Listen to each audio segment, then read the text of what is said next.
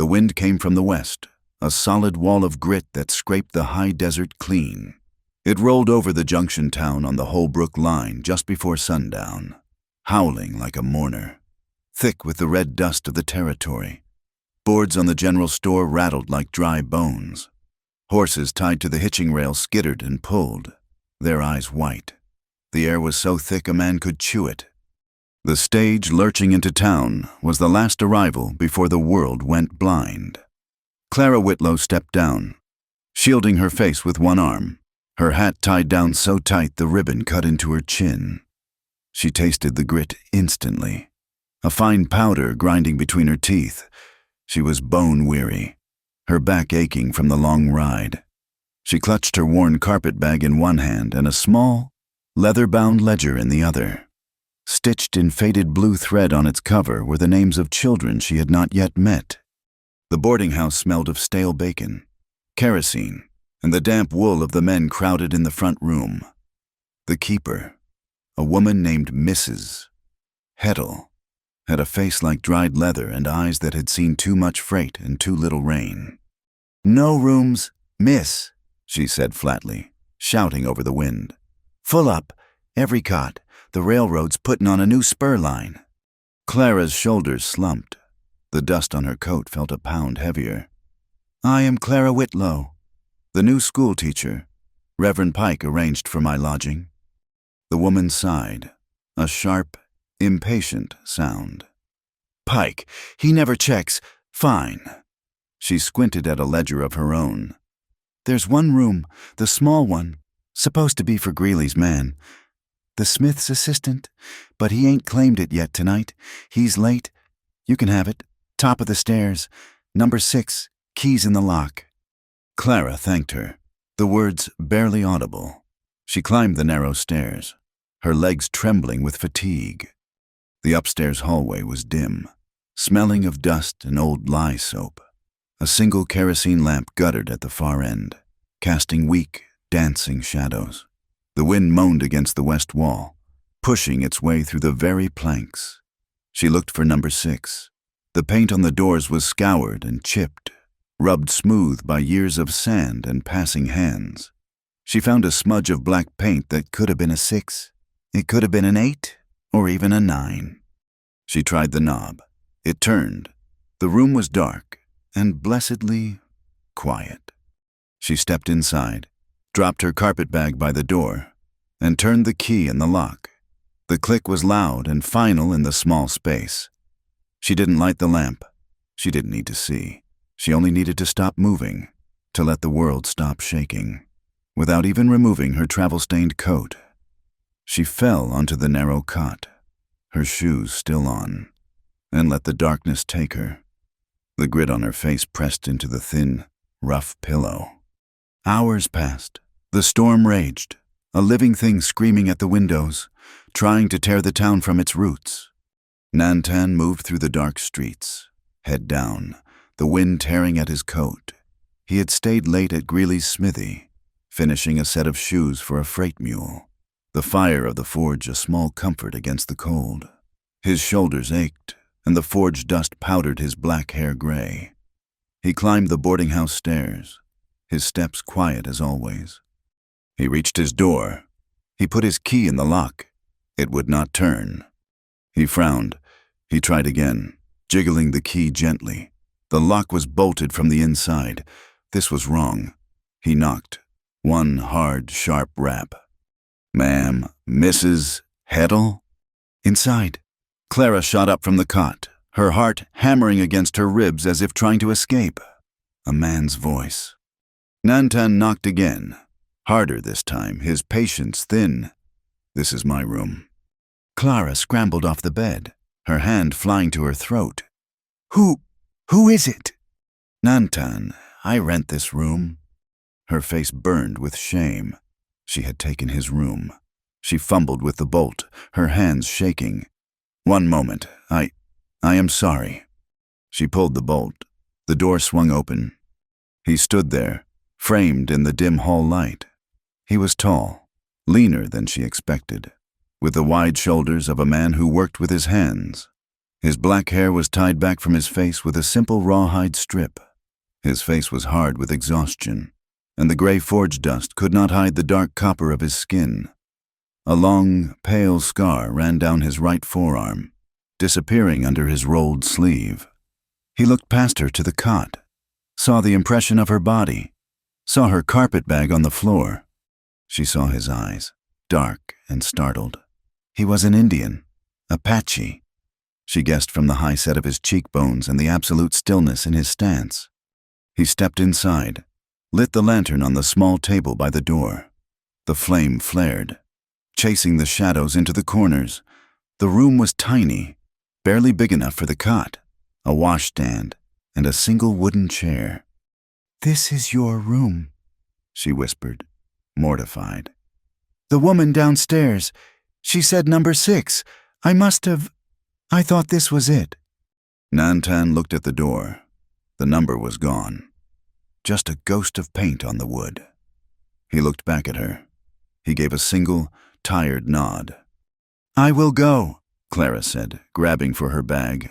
"I am so sorry. I'll sleep in the hall." Nantan held up a hand. "The storm."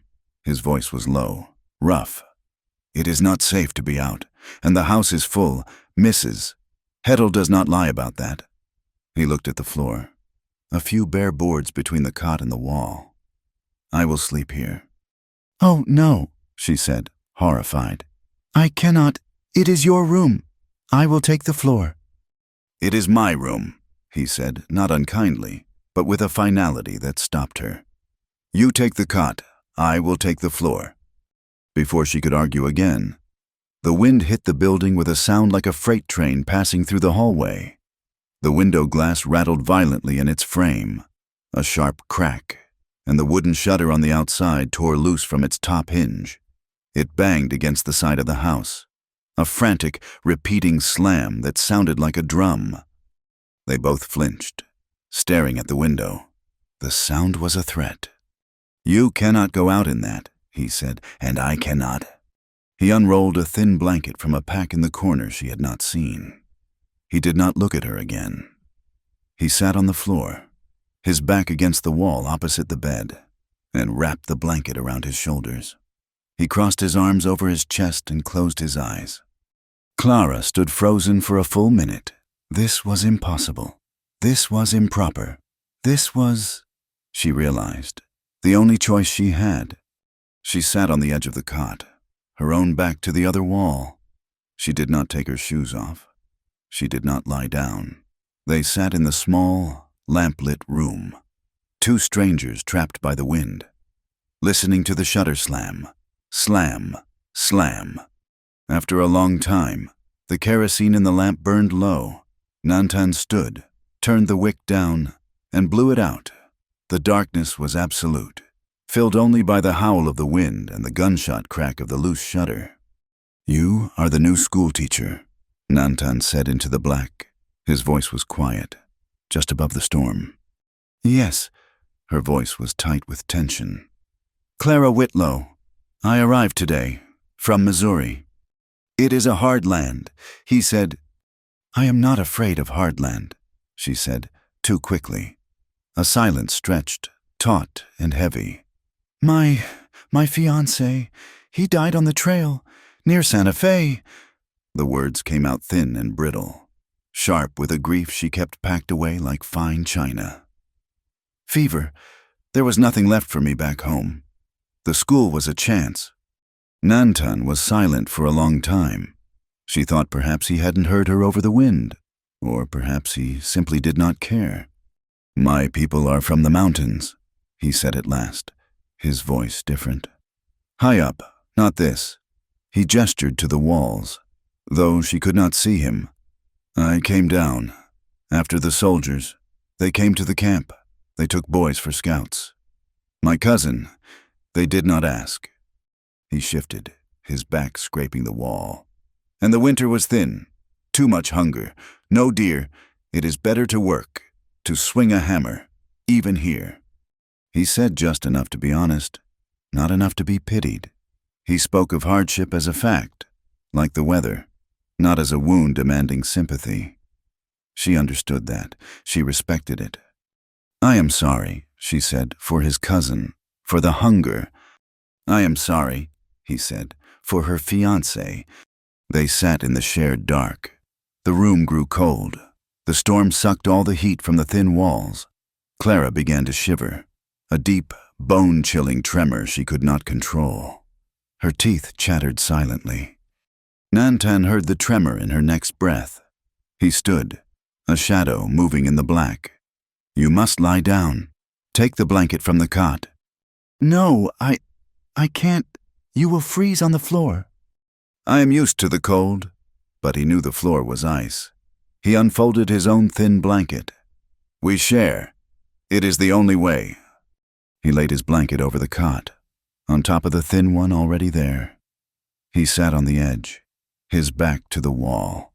"Lie down," he commanded, his voice low and firm. She hesitated, every rule of propriety screaming at her. But the cold was a more immediate tyrant. She did as she was told, lying on her side, facing the wall, pulling her coat tight. She was as far to one side of the cot as she could get, her body pressed against the rough planks. Nantan lay on the other edge, on his back, staring up at a ceiling he could not see. The cot was so narrow their shoulders nearly touched. The space between them was frigid. A violent crack of lightning lit the room in a flash of white, printing the image of the thorny, rain-lashed land on the window for a half-second. In that same instant, Clara saw his face, his eyes closed, his jaw set hard against the cold. He saw her, her eyes wide with fear, her hand clenched by her face. The dark crashed back in, heavier than before. "It is all right," he murmured. "Just thunder." They lay in the cold, the wind screaming. The 2 blankets were not enough. They both shivered, without a word. He reached back and pulled the edge of the blankets over both of them, a thin layer of wool covering their shoulders. They lay stiff, not moving, terribly aware of the few inches of space between them. The air was thick with the faint smell of the forge and the clean, cold scent of rain. Hours later, in the deepest cold just before dawn, her hand, seeking warmth in her sleep, brushed his as it lay on the cot. His fingers were rough, calloused from the hammer. Hers were cold and small. Their fingers touched for just a second. Her breath caught. She did not pull away. He did not move, did not pull away. But he did not take her hand, either. The line was not crossed, but it was there, a line drawn in the dark, vibrating with a warmth that had nothing to do with the blankets. Dawn came not with light, but with a lessening of the dark and a quieting of the wind. The gray light showed Nantan asleep, his head slumped against his chest. The blanket pooled at his waist. Clara was stiff, her neck aching, still sitting upright on the cot where she had woken. A fist hammered the door, making it jump in its frame. "Mr. Nantan, you open this door! I know you're in there!" Nantan was awake instantly, on his feet before the second knock landed. He looked at Clara, his eyes sharp and alert. "Who is in there with you, boy?" It was the boarding house keeper, Mrs. Heddle. Clara's face went pale. She thinks... Nantan put a finger to his lips. He unlocked the door and opened it just a crack. "Ma'am." "Mrs." Heddle pushed the door open, shoving him back. Her eyes, small and hard, swept the room. They landed on Clara, still sitting on the cot. Her dress rumpled. Her hair escaped from its pins, her face pale with dread. The woman's face twisted with a mix of shock and righteous fury. "Well, I see what kind of filth we have here." She spat the words, her voice loud enough for the whole hall to hear. "A teacher! Reverend Pike will hear of this. In a room with him." "Ma'am, it was a mistake," Clara began, standing up, her legs trembling. "The storm. I mistook the room." "I brought her here," Nantan said. His voice was flat and cold, cutting through her protest. Clara stared at him. "What? No, I found her in the hall," Nantan continued, his gaze locked on Mrs. Heddle, his face a hard mask. She had no room. The storm was bad. I let her stay. It was my fault. Mrs. Heddle looked from his hard, unblinking face to Clara's stunned one. She did not believe him, not for a second, but his confession gave her power. I see. Taking in strays? Are you? This is a decent house. Mr. Nantan. Not a reservation camp. I'll not have it. You. She pointed a bony finger at him. Pay double for the room. $20. Or you're both out. Now. $20. Nantan repeated. It was half a month's wages. He reached into his pocket and pulled out a small leather pouch. He counted out the coins, his movement stiff.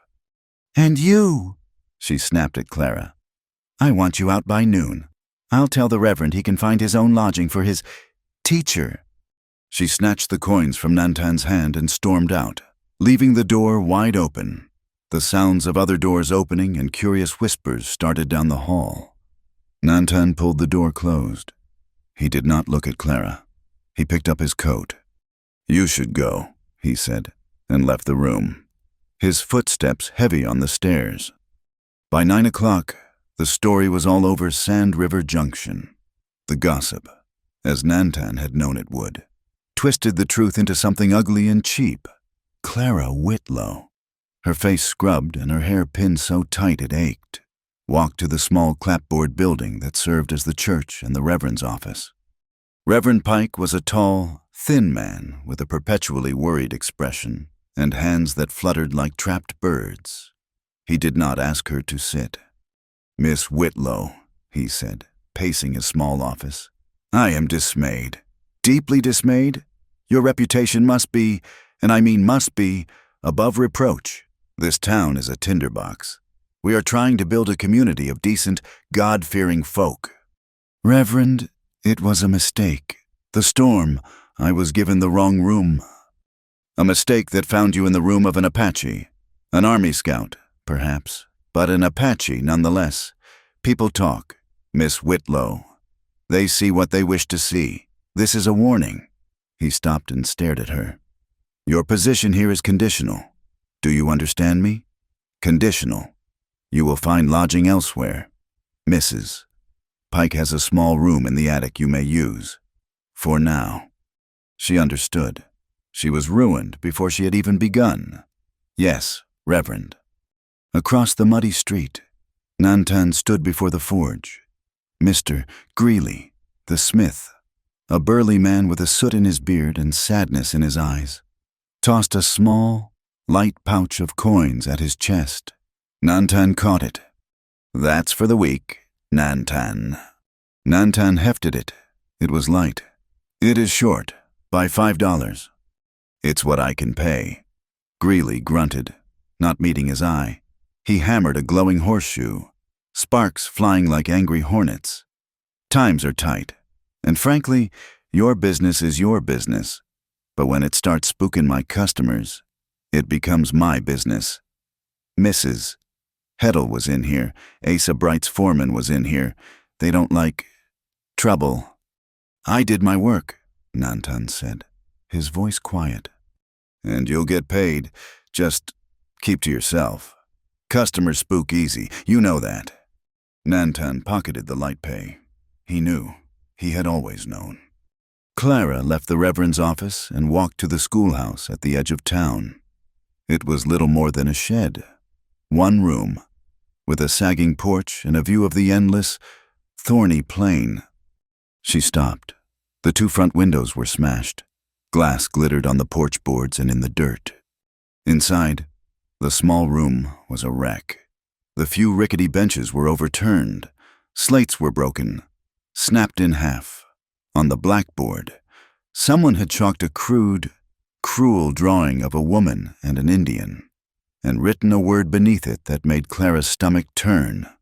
She stood there, frozen, the stitched ledger in her hand. This was her welcome. This was the work of boys. She knew, but they were boys repeating the words they heard at their fathers' tables. She went back to the mercantile, spent her last dollar on a broom and a dustpan, and began to clean. She swept the glass. She righted the benches. She wiped the word from the board until her arm ached. She worked until her hands were raw. The window frames were empty, letting in the cold, damp air. She had no money for glass, and no one to ask. That night, she slept on a cot in the back of the schoolhouse, a blanket nailed over the empty windows. Long after midnight, Nantan came. He moved without a sound. He had seen the windows earlier in the day. He'd gone to the smithy, taken a few tools, a hinge, and some scrap wood. He did not have glass, but he could fix the shutter on the east window, the one that had been torn half off its leather hinges. He worked in the dark, his hands sure and practiced. He reset the hinge, secured the wood with new pegs. It would keep the worst of the wind out. Inside, Clara heard the soft tapping, the scrape of wood. She held her breath, clutching a piece of firewood, her heart pounding. The sounds stopped. She waited. After 10 long minutes, she crept to the door and looked out. No one was there. The street was empty, but the east shutter was whole again, hanging straight and true. She touched the new, clean work on the hinge. He had left no name. He had made no sound. In the back room of the saloon, the air thick with smoke. Sheriff Lyle and Asa Bright were not talking about smashed windows. They had a survey map spread on the table under a hanging lamp. Sheriff Lyle was a heavy man, his belly pushing his gun belt low and his face flushed with whiskey. Asa Bright was the opposite, thin, dressed in a clean black coat, his face pale and his eyes as cold as a winter river. He was a cattle baron, but he was hungry for more than grass. "The surveyor's mark is here," Bright said, tapping the map with a manicured finger. It showed the foothills near the Mogollon Rim. "He says the vein runs right under that patch of high country meadow. Copper, maybe silver." "That's tribal land," Lyle said, pouring more whiskey. "Or close enough. And that blacksmith, Greeley, his claim bumps right up against it. The rail hands have their shanties all along the creek." "They are undesirables." "Sheriff," Bright said, tasting the word. "Greeley is old. The rail hands are drifters. We just need a reason. Some unrest. A little trouble to clear the board." Lyle swirled his glass.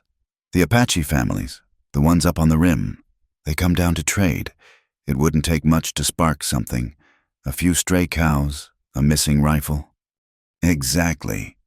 Bright smiled, a thin, dry expression that did not touch his eyes. "People are already spooked, thanks to that new school teacher and Greeley's man. You push out the undesirables, I get the land, and we blame any noise on the savages, simple, clean."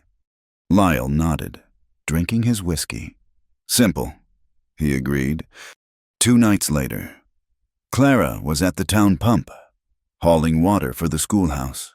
Her arms ached from scrubbing and hammering. The bucket was heavy. The air was cold and still. Nantan came from the livery, where he now slept in an empty stall. He saw her struggling with the second bucket. He walked over, his steps quiet on the packed earth. She looked up, startled, as he took the bucket from her hand. "Thank you," she said, her voice low. For the shutter." He nodded, not looking at her. He worked the pump, the iron handles squeaking a rhythmic complaint, filling his own bucket. "And for that morning, in the boarding house, you did not have to say that." "What you said." He stopped pumping. He turned to her. In the faint starlight, his face was all shadows and angles. "Mrs. Hettle, she would have... It was better for her to be angry at me." "It cost you $20, she whispered. "That was not right." "It is just money," he said. They stood there, closer than was proper, the silence stretching. The smell of the forge, of iron and coal smoke, clung to him. She smelled of lye soap and chalk dust. A sudden gust of wind, a ghost of the great storm, swept down the street. It lifted the hem of her skirt, brushing it against his leg. It caught the brim of his hat, forcing him to grab it. Her hand flew to her skirt. His hand was on his hat. Their eyes met. The moment held, charged and soft and dangerous. She saw the man, not the Apache. He saw the woman, not the teacher. It was broken by the sharp, sudden ringing of the church bell, calling for evening prayer. Clara flinched, pulling back as if she had been struck. I have to go. Reverend Pike. He will be waiting. She grabbed her bucket and hurried away, the water sloshing over the rim, her heart pounding a frantic rhythm against her ribs. Nantan watched her go, his hand still on the pump handle, his face unreadable in the dark. The summer burned itself out, leaving the bones of the high desert exposed. Early fall did not bring relief, only a different kind of hardship. The heat leached from the rocks at night, making the dark hours bitter, while the days remained brittle and dry. The San Pedro, the vein of life for the valley, had slowed to a muddy trickle. Dust, fine as flour, settled in every crease of cloth, in the hinges of doors, and in the lines around tired eyes. Clara Whitlow opened the schoolhouse.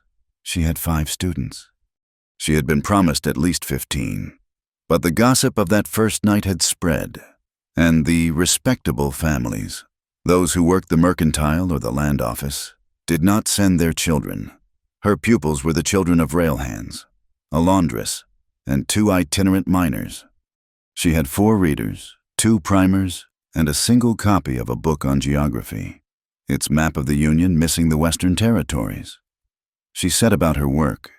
She taught letters with chalk on the slates Nantan had, in his silent way, replaced. She taught arithmetic by counting stones from the dry wash, and twice a day, she hauled water from the town pump, her shoulders aching, to fill the school's barrel. She lived in the small attic room above Reverend Pike's kitchen, a space that smelled of boiled cabbage and piety. It was suffocating, but it was safe from gossip. She kept to herself, spoke when spoken to, and dedicated herself to the children, who, at least, were too young to care about her reputation. At the other end of town, Nantan worked in the constant ringing noise of the smithy. The forge was a hungry mouth, and he fed it coal, his face slick with sweat despite the cooling air. Asa Bright was running his cattle hard, pushing them onto new ranges, and he needed his full remuda shod. One afternoon, 2 of Bright's ranch hands lounged against a corral post, waiting for their mounts. They were loud men, full of tobacco and cheap talk. "Saw 'em myself," one said, spitting a brown stream into the dust. 4, maybe 5 sets of tracks, headed right for the spring where Bright lost that herd, Apache. The other man laughed. "Lyle will have a fit. He loves a good Apache hunt." "It's true. I tell you, moccasin prints, clear as day. They got bold, coming that close." Nantan carried a glowing shoe from the forge, his arm steady, the muscles cording under the scar. He did not look at the men. He quenched the shoe in the slack tub, the water hissing in a cloud of steam. He knew that spring. He had walked it 2 days prior. He had seen the tracks. He bent low to the hoof of the nervous sorrel mare, murmuring to her in Apache, a low, soft sound to calm her. He knew the prints were a lie. He had traced the edge of one with his finger. A moccasin. Yes, but the man wearing it had come down hard on the heel. A heavy, unthinking print. A white man's walk. A man carrying a rifle and a canteen. Not a scout moving light and fast. Moccasins did not sit that heavy.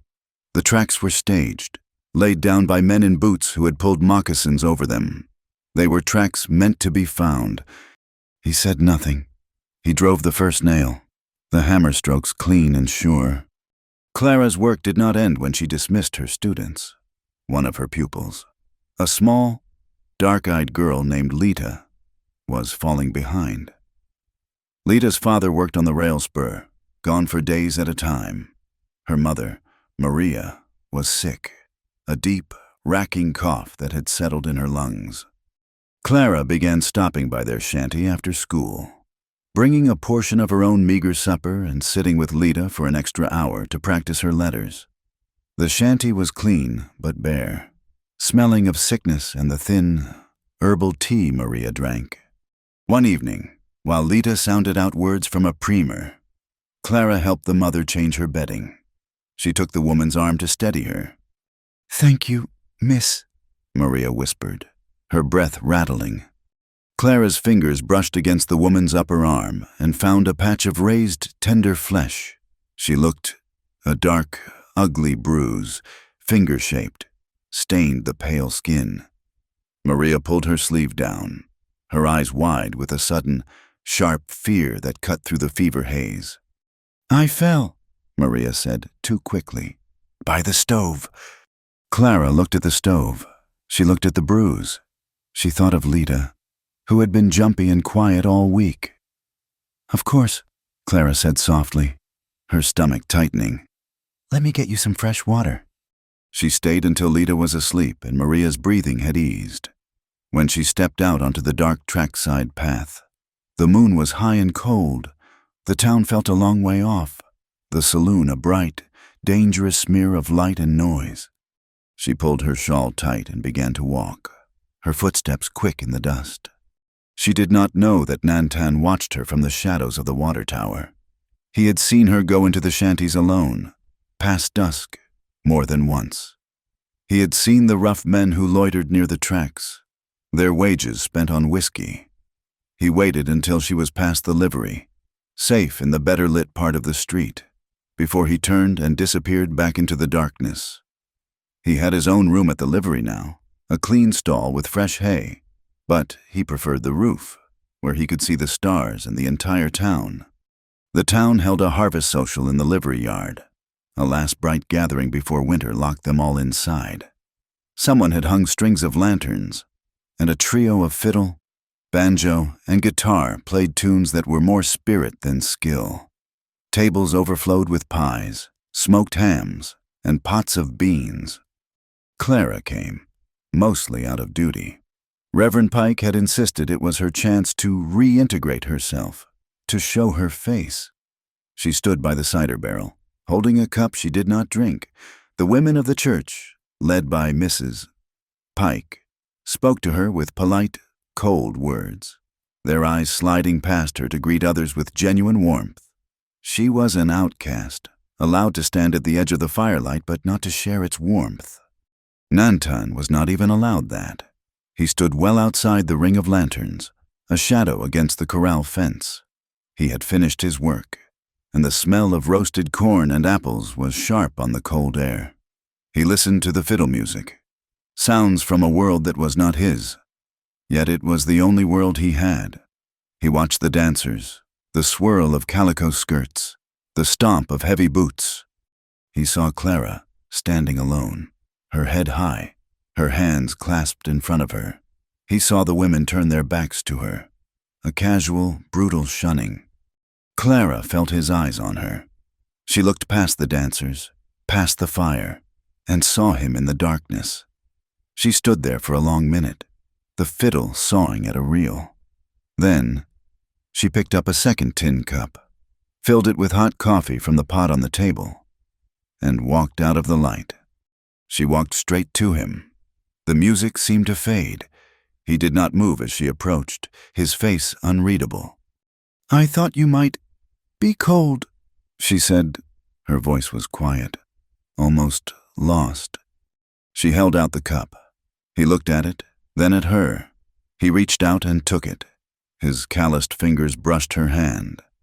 The touch was brief, accidental, but it sent a shock through her, sharp and warm as the coffee. Her breath caught. He did not pull away. His fingers rested against hers for a heartbeat. "Thank you," he said. His voice was low, for her ears only. "You are welcome." Words failed them. They stood in the near dark, the scent of coffee and wood smoke between them. She could see the scar on his forearm, pale in the moonlight. He could see the tremor in her hand, the loneliness in her eyes.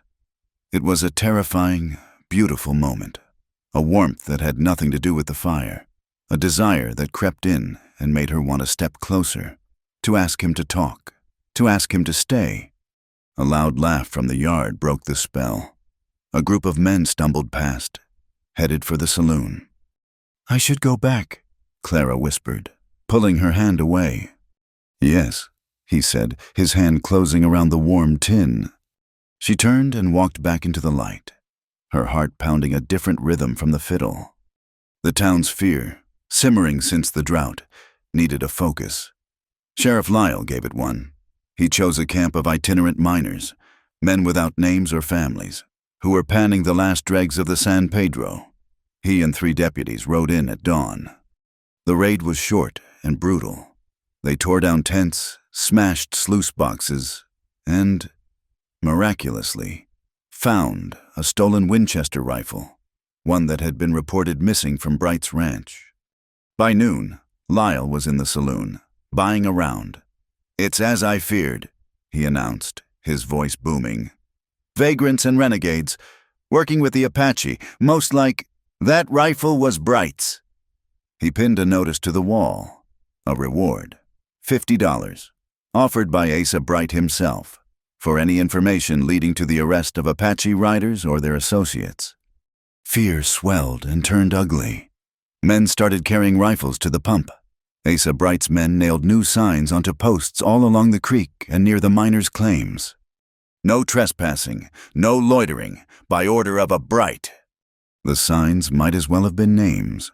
They were a direct threat to the railhands, the miners, and to Nantan, whose work often took him to the creek to water the horses. A line was being drawn, not in the dust, but in wood and ink. A week later, the crisis broke. Clara arrived at the shanty to find Maria in a state of delirium, half fallen from her cot, the room a wreck. "They took her," Maria sobbed, clutching Clara's dress. "He came, the man, he took my Lita." "Who, Maria, who took her?" I don't know. He was angry about the rent." Maria's voice dissolved into a fit of coughing that left her breathless. "When?" Clara's heart was ice. "An hour, maybe 2. She went to fetch. Oh, God. Mija." Clara ran from the shanty, her mind racing. She scanned the ground, the tracks, the alleyways. She ran toward the center of town, her eyes sweeping the dust. Then she saw it, snagged on a nailhead at the corner of Bright's largest freight wagon, parked near the mercantile. A small scrap of blue drop ribbon. Lita had worn it in her hair that morning. Clara knelt. The dust around the wagon was scuffed, chaotic, but among the wheel ruts, she saw them. 2 sets of prints, one small, dragging, the other large, deep, boot tracks, heavy-soled boot tracks, dug in deep, heading out of town toward the dry wash. She did not go to Sheriff Lyle. She did not go to Reverend Pike. She ran, skirts held high, to the smithy. Nantan was banking the forge, the day's work done. Clara burst in, breathless, scattering the chickens that pecked at the dust. "Nantan, you must help me. It's Lita. She's been taken." He dropped the shovel. His face was instantly alert, hard. "Who?" "I don't know. A man. Maria is sick. But I found this." She held out the ribbon. "Near Bright's wagon. There are tracks, boot tracks. They lead toward the wash." He did not hesitate. He grabbed his saddle from a peg. "My bay is in the corral." In 5 minutes, they were riding out, Nantan in the saddle, Clara riding behind him, her hands clutching the back of his shirt. He pushed the horse to a fast trot, his eyes on the ground. He found the trail where she said, "Near the wagon." He dismounted, studying the prints she had found. "2 men," he said, his voice flat. "One waited here. The other—" He brought the girl. He pointed. "See? His stride is short. He was carrying her. She fought him here. See how the dust is scuffed?"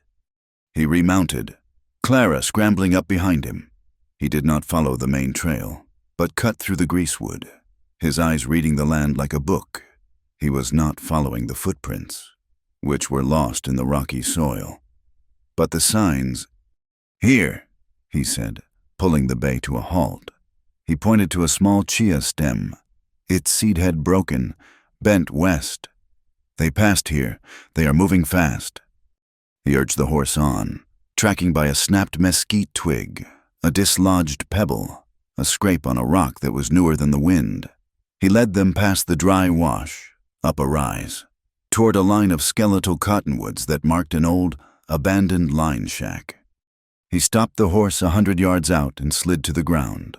Motioning for her to stay, he moved forward. Not a man walking, but a shadow sliding through the brush. He was gone for 5 minutes that felt like 5 years. He reappeared at her side as silently as he had left. "She is in the shack," he whispered, his voice tight with anger.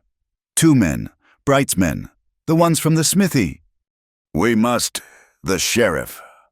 "He is the sheriff," Nantan said, as if that explained everything. "They have a lantern. We wait." They waited. The sun bled away, leaving the sky a deep, bruised purple. The air grew cold. Clara shivered, and Nantan, without looking at her, pushed his saddle blanket back, covering her legs.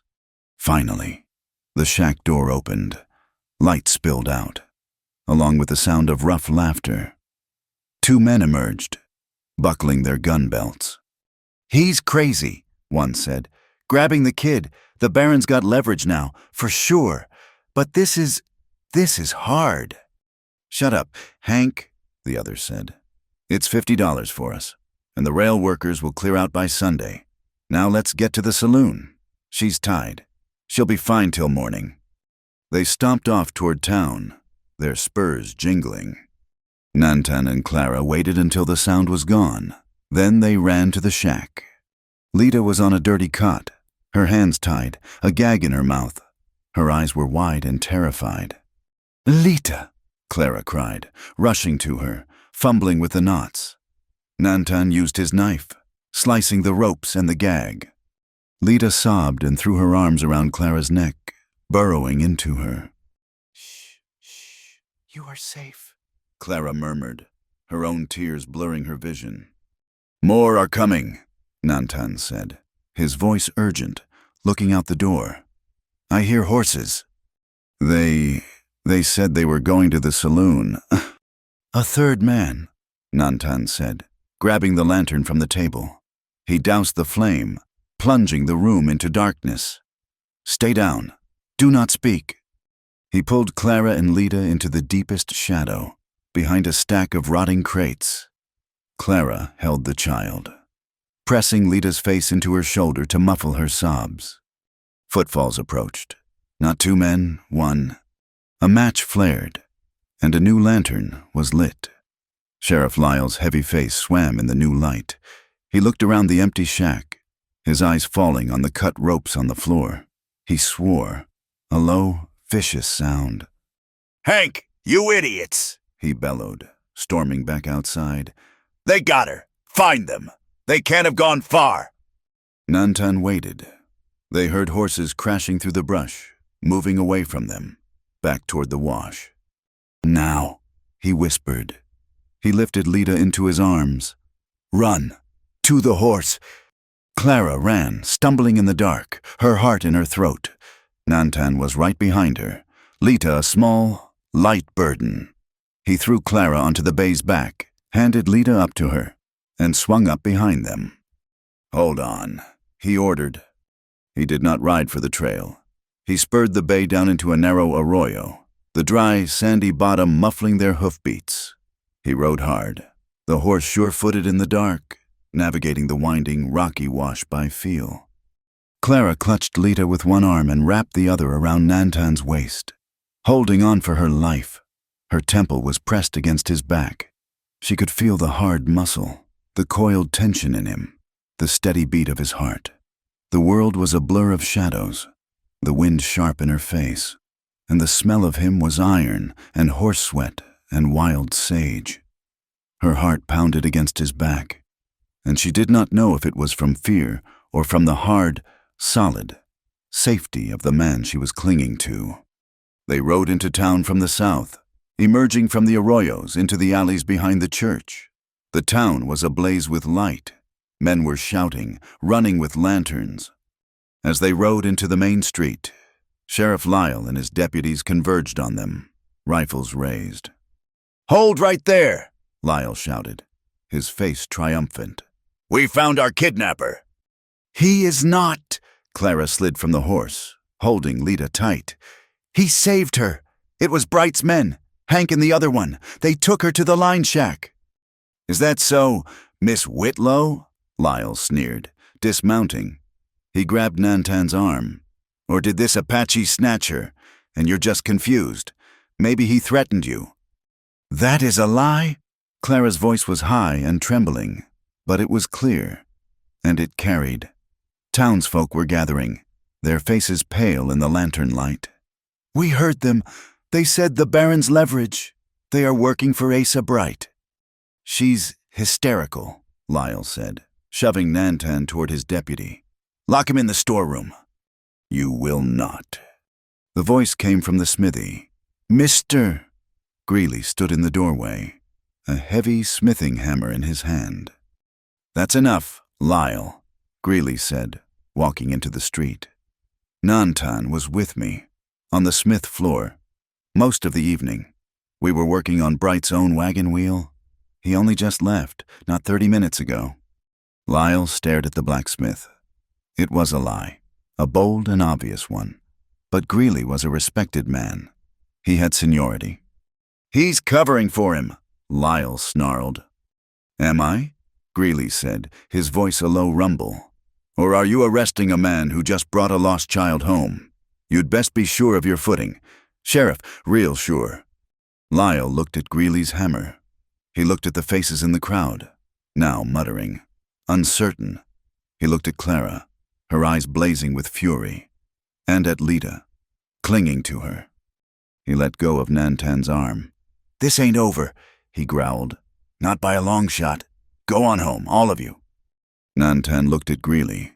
The blacksmith gave a single, stiff nod. Clara, her legs shaking so badly she could barely stand, carried Lita to Maria's shanty, Nantan walking a few paces behind. The line had been drawn. It was no longer a shadow.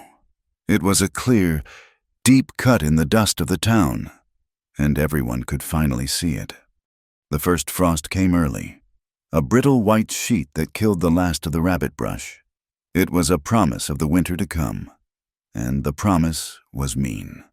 A new wind knifed down from the Mogollon Rim, a steady, high-pitched whine that scraped a man's nerves raw. It carried the first scent of snow. The town, already strung tight, began to fray. Asa Bright announced a cut in wages for his ranch hands and the rail workers, citing the drought and poor beef prices. It was a lie. His herds were fat and his land holdings grew by the week. But the cut was real. Men who had little now had less. The saloon, once a place for quiet drinking, became loud and sour. Tempers, simmering for months, broke open. A fight over a card game left a rail worker with a broken jaw. Men drank hard, their anger a useless fuel against the cold and the man who owned them. Clara's schoolhouse was an icebox. The small potbelly stove was barely bigger than a hatbox, and her supply of coal was gone. The town council, led by a man who owned the mercantile, had forgotten her allotment. She had 7 students now, Lita and her brother having moved away with their mother to a relative's house downriver. The remaining children sat on their benches huddled in thin coats, their knuckles red and raw. They blew on their fingers to keep them nimble enough to hold the chalk. Clara kept them moving, doing jumping exercises and spelling bees just to keep their blood from freezing. She read to them in a loud, cheerful voice that felt like a lie, her own feet numb in their thin boots. One evening, as the light was failing, she was nailing a piece of torn blanket over the last broken window when she sensed someone behind her. She turned, her hand still on the hammer. Nantan stood 10 feet away, a heavy bundle of split piñón wood in his arms. The wood was dark, rich with resin, and would burn hot and long. He had clearly gathered it himself, high up in the foothills. He said nothing. He just looked at her, his face shadowed by the dusk. He walked to the schoolhouse porch and set the bundle down by the door, his movements economical and silent. He turned to leave. "Wait," Clara said. He stopped, his back to her. You cannot just—" She gestured to the wood, her throat tight. It was more than wood. It was warmth. It was safety. It was a gesture that defied the entire town. "Thank you." He nodded, a short, stiff movement. He still did not face her. "The stove it's hot," she lied, her voice suddenly breathless. "I just put a pot on. Coffee, it's not much, but—" The invitation hung in the frigid air between them, fragile and enormous. He turned slowly. His eyes met hers. In that look, they said everything they could not speak. He saw her pride, her loneliness, and the fear she fought every day. She saw his stubborn kindness, his isolation, and a weariness that went deeper than his bones. A small, involuntary laugh, a puff of white air, escaped her lips. It was a laugh of disbelief at the absurdity of it all. It died just as quickly, becoming a sigh. "Come in," she said, her voice soft but firm. "Please." She went inside and lit her lamp. He followed, bringing 2 large pieces of the piñón. He had to duck his head to clear the low doorway. The one-room schoolhouse seemed to shrink around him. He knelt by the stove and, with a few movements, had a small, efficient fire crackling. The resin in the wood snapped, releasing a sharp, clean scent of pine that instantly cut through the cold, chalky smell of the room.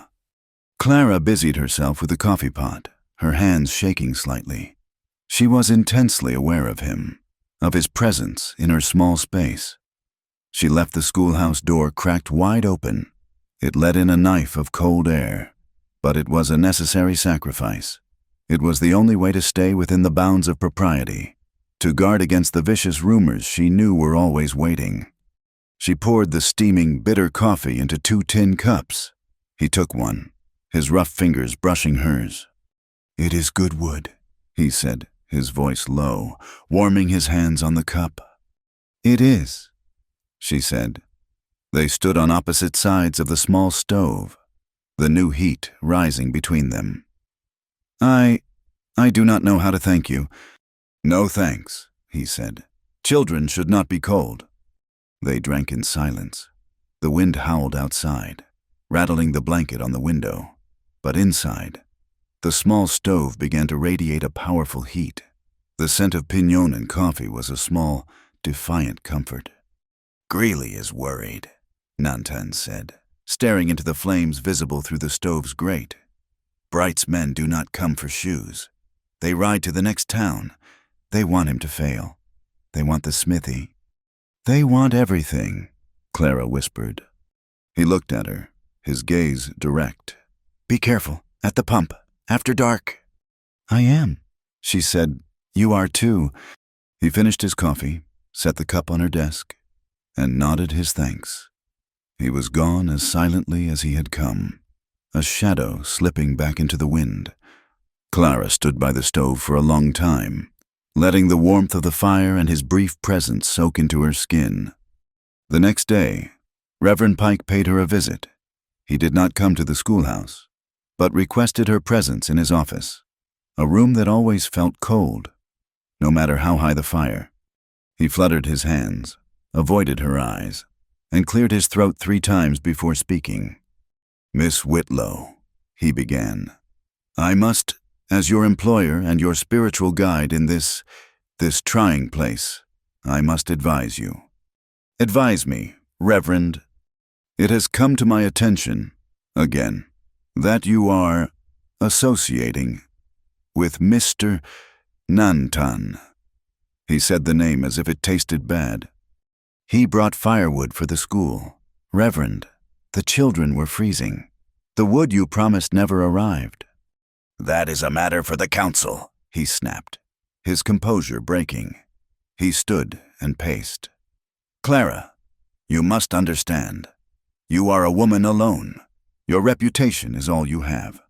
And it is, if I may be frank, already damaged. By a sandstorm and a mistake, sir, not by a crime. In this town, they are one and the same, he said, his voice dropping to a low, urgent hiss. Asa Bright holds the note on this church. He holds the note on the mercantile. Sheriff Lyle eats from his hand. These are not men to be antagonized. And your friendship with that Apache, it antagonizes them, it questions the natural order of things. It is dangerous. Clara stood very still. She heard the words he was saying, but she also heard the words beneath them. She heard his fear, raw and suffocating. He was terrified of Bright, of losing his small, cold church, of being cast out. And under the fear, she heard the prejudice, the deep, unthinking belief that Nantan was less than a man, and that her association with him was a stain. What he is, she said, her voice trembling but cold, is a good man, the only one who helped me when my windows were smashed, the only one who brought fuel for your frozen children, the only one who saved Lita's life. He is an Indian, Pike said flatly. And that is all men like Bright will ever see. Keep appropriate company, Miss Whitlow. Or I cannot protect you. I simply cannot. Thank you for the advice. Reverend, she said. She turned and left his office, her back straight, her hands clenched so tight her nails bit into her palms. 2 days later, the stage from Prescott was robbed. It happened in the High Pass, 10 miles outside of town.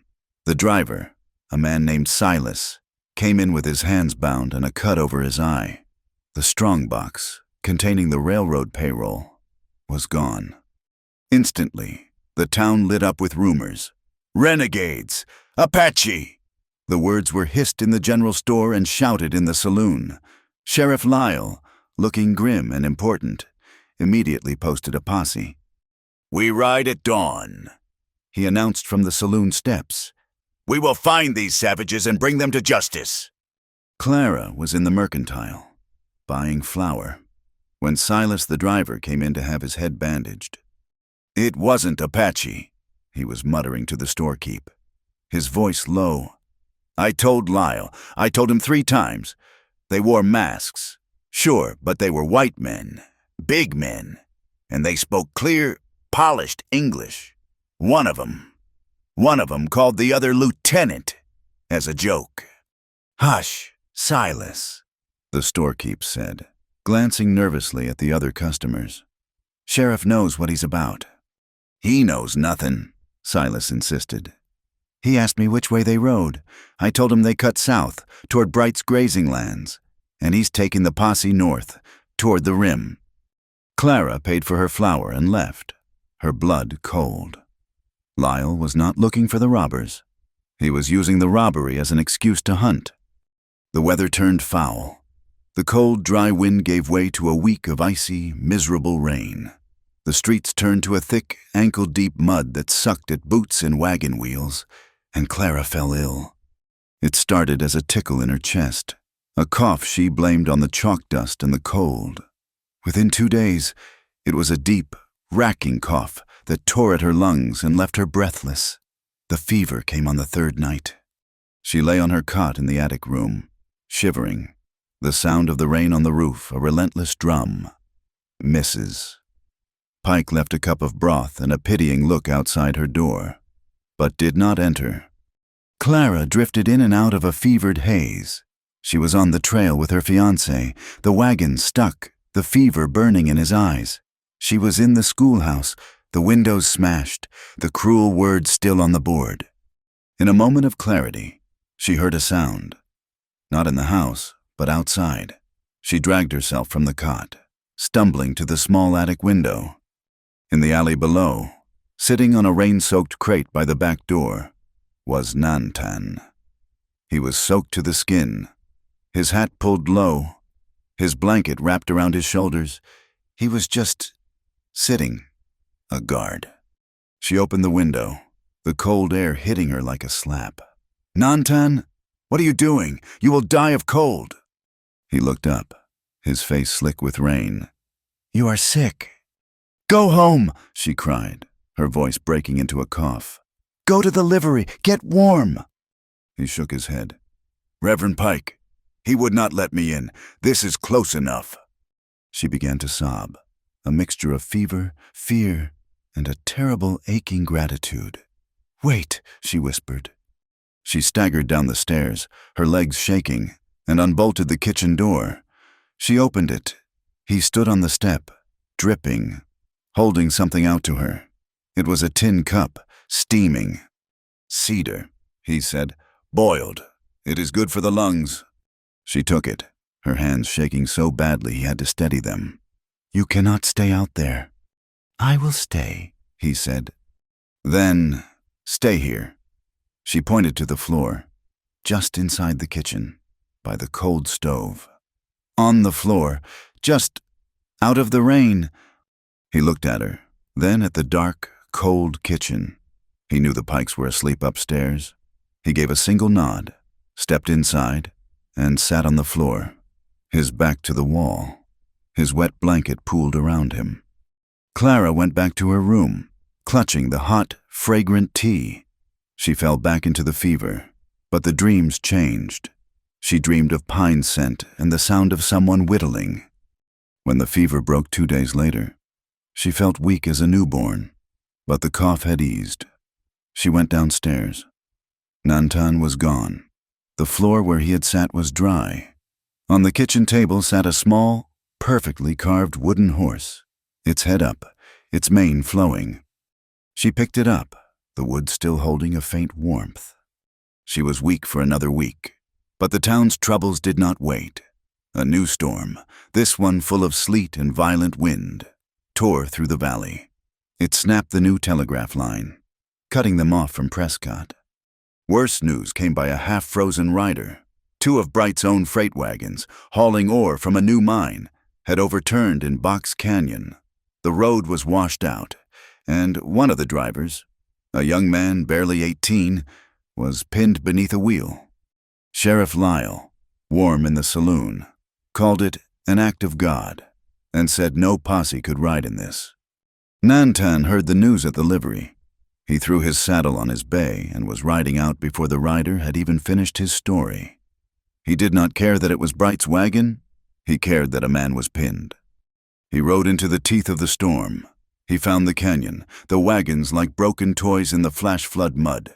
The other driver was frantic, his arm broken. He's under! Oh God, he's under! The man screamed over the wind. Nantan saw it. The wagon was slipping, the mud giving way. The boy beneath it was conscious, his face white, his eyes wide with terror. Nantan tied his rope to his saddle horn and, working with a speed and strength that seemed impossible, managed to brace the wagon. He dug in the mud like an animal, using a broken spoke as a lever, the icy water up to his waist. He worked for an hour, his muscles screaming, the sleet stinging his face. Finally, with a great groan of sucking mud, the boy came free. Nantan dragged him to safety, threw him over his own horse, and led them both back to town. He was met at the edge of the street by Sheriff Lyle and 3 deputies, all in warm oilskins. Good work, men, Lyle boomed, taking the reins of Nantan's horse. We'll take it from here. He lifted the injured boy. See, your sheriff's office gets the job done, even in this. Nantan, covered in mud, his hands bleeding, just watched him go. He turned his bay around and went back to the livery, the cheers for Sheriff Lyle fading behind him. The final blow came 3 days later. Mr. Greeley, the smith, was shoeing a mule when he stopped, put a hand to his chest, and sat down hard on his anvil. He was dead before he hit the floor. His heart, as the doctor later said, had cracked like a bell. He was buried on a gray, cold afternoon. Clara and Nantan stood at the back of the small crowd, near the fence. Not together, but close. Asa Bright was there, at the front, his head bowed, his hat over his heart. The day after the funeral, Bright's foreman nailed a notice to the smithy door. Greeley, it seemed, had taken loans from Bright to keep his business afloat. The smithy, and all its assets, were now in receivership, controlled by Asa Bright. The notice included the livery stalls. The foreman found Nantan currying his bay. "You've got till sundown," the foreman said, spitting tobacco. "Bright's orders. He's tearing this place down to build a new storeroom. We don't need your kind sleeping on the property." Nantan's face went perfectly still. He did not look at the foreman. He continued his work, his hands moving in smooth, steady strokes. When the foreman finally left, Nantan slowly put the currycomb down. He went to his stall and began to pack. He had a saddle, 2 blankets, a rope, a knife, and the clothes on his back. He packed it all into a single, tight bundle. His movements were controlled, precise, but a fury burned behind his teeth, a cold, hard rage that had no outlet. Clara heard the news from the laundress. She knew Nantan had nowhere to go. The boarding house would not take him. No one would. That night, she took 2 of her own blankets and a small parcel of bread and dried apples. She carried a lantern.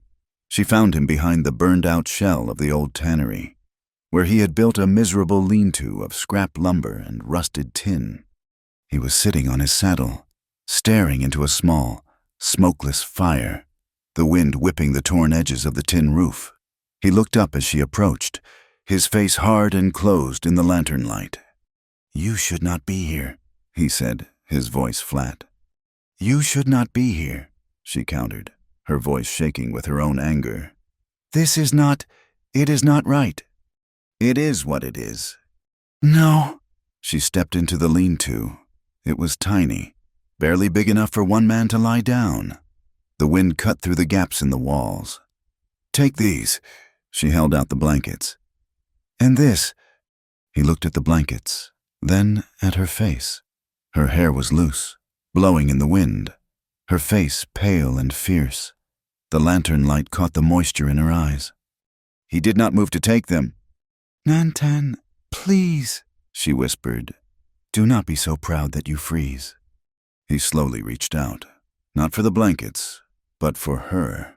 His hand, rough and calloused, cupped her elbow, his thumb tracing the bone. The touch was electric, a jolt that stopped her breath. "Clara," he said, her name a rough sound, as if he had not spoken it aloud before. The restraint they had both held for so long, the careful distance, the polite words, it all thinned to nothing in the cold, desperate night. He looked at her mouth, and she looked at his. He leaned in, his movement hesitant, questioning. She did not pull back. She leaned toward him. His kiss was not gentle. It was hesitant for a single, breathless second. And then it was a collision. It was the taste of wood smoke and pine, of cold rain, and a loneliness so deep it was a physical ache. It was a spill of all the words they could not say, of all the fear and anger and shared moments. His other hand came up, burying in her hair, pulling her closer.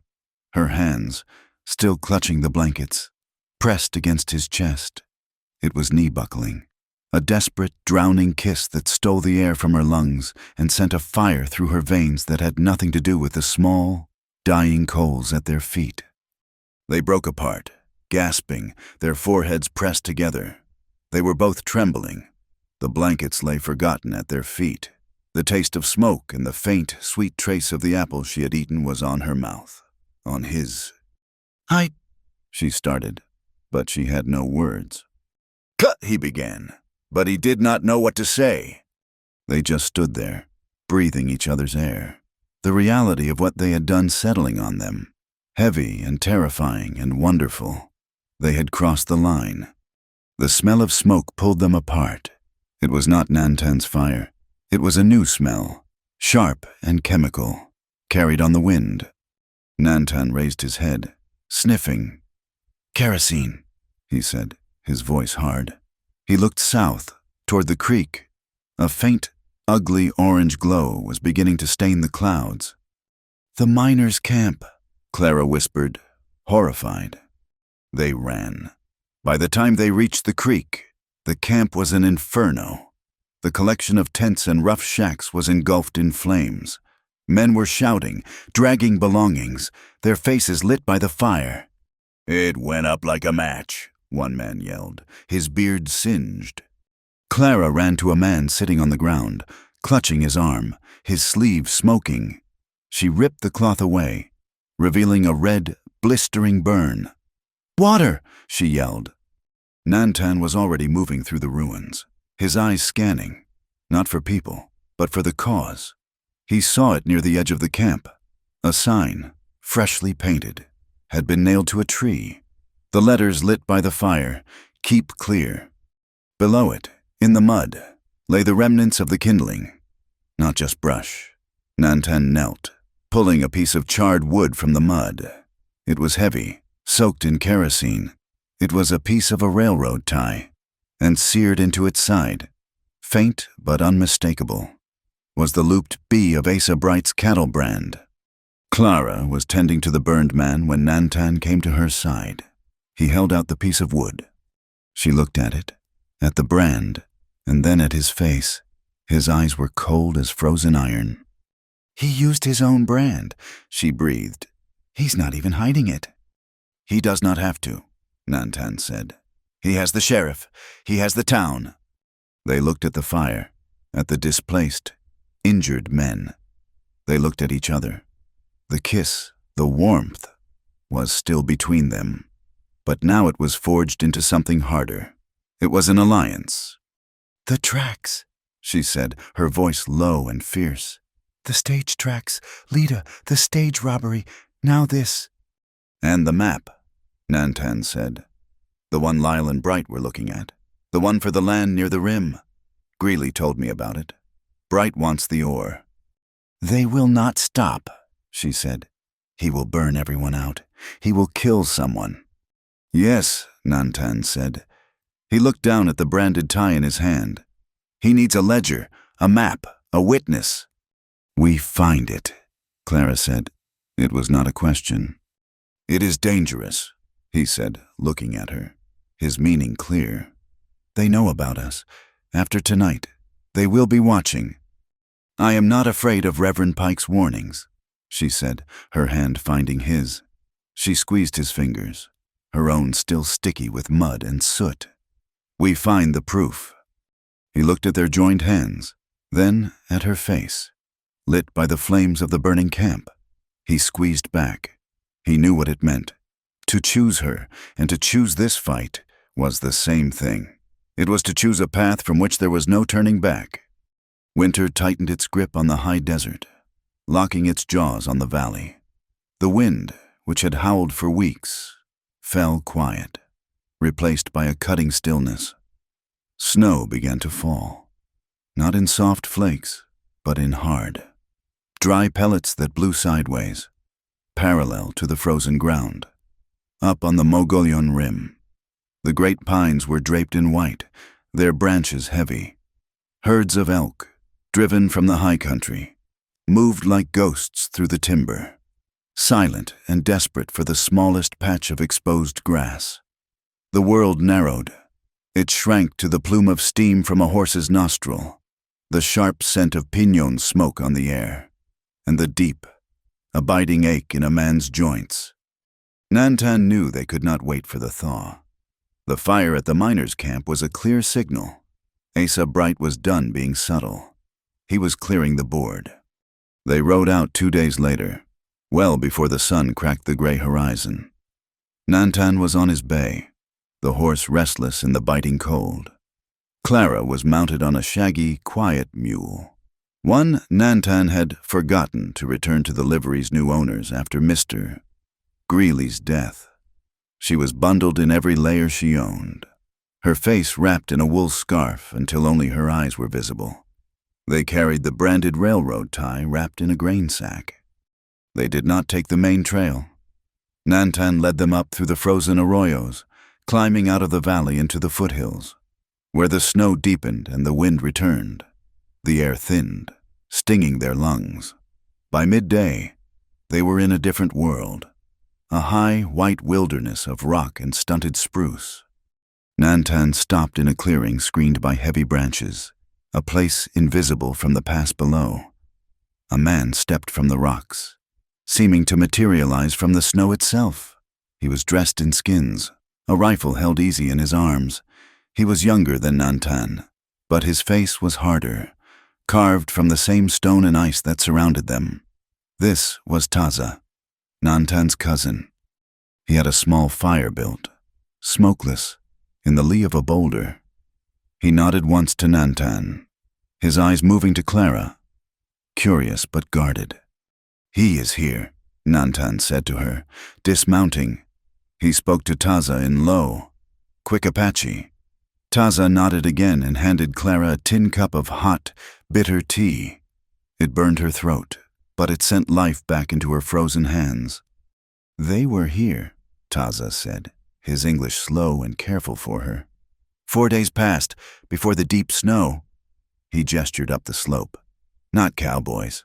Men with sighting tools, like the soldiers. They marked stones." He crouched by the fire, his gaze distant, staring into the small, hot coals. The grief he carried was a palpable thing, as real as the cold. "It is the same," he said, his voice rough. "They come first with the tools, then they come with the rifles. It is always the same." He looked at Clara, his dark eyes holding hers. "My brother, he was taken, in the spring, many years ago. Soldiers came to our camp. They said they needed scouts. My brother, he was 12. He did not want to go. He fought." Taza looked down at his own gloved hands. "He was small, but he was brave. He did not come back. This land, it remembers. It holds the blood. Now these men come for the rocks beneath the land." Clara listened, her 2 hands wrapped tight around the tin cup. The steam stung her eyes. Or perhaps it was the cold that made them water. Or perhaps it was the simple, bottomless weight of his words. She did not look away. She just nodded.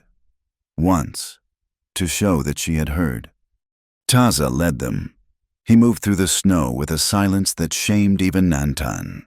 He showed them the first boundary marker, a small pile of stacked rocks, a cairn that looked like any other. Nantan, kneeling, brushed the snow away and lifted the top stone. Chiseled into the flat rock beneath was a small, sharp B. "He marks his new boundary," Nantan said, his voice flat and hard. "The papers," Clara said, her voice muffled by the scarf. "Where would they hide them?" Taza pointed, not at the cairns, but at a gnarled, ancient juniper 50 yards away, its roots gripping a fissure in the rock. "They think we are fools," Taza said. "They hide their map where they do their work." Nantan went to the tree. He knelt, scanning the frozen earth and rock. He used his knife, prying at a large, flat stone wedged among the roots. The stone moved. Beneath it was a hollow, and in the hollow sat a small, tin deed box, slick with frost. Nantan pulled it out. The lock was cheap. He broke it with the butt of his knife. Inside, wrapped in a square of oilcloth, were the papers. Clara, her gloves clumsy, pulled them out. Her breath fogged the air as she read. It was all there, a forged bill of sale, claiming the land along the Miners' Creek, a false affidavit, signed with a crude X, supposedly from Mr. Greeley, selling his adjoining claim for a token sum of $10. And at the bottom, on a detailed survey map that showed the veins of ore Taza had spoken of, was a clear, bold signature. Sheriff Lyle Donovan. Witnessed and filed. It was dated 2 weeks ago. "We have it," she whispered, the paper trembling in her hand.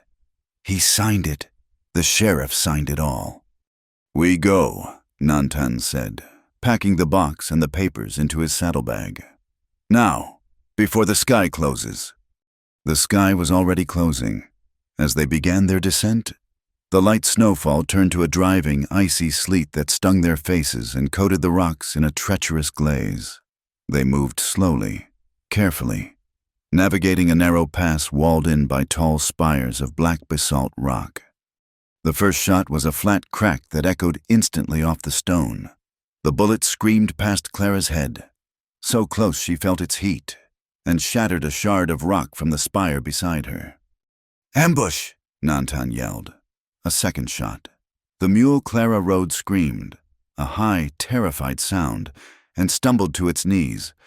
"You ride!" Nantan shouted. Spurring his bay, he slapped the mule's rump, forcing it up. "Go! To the rocks!"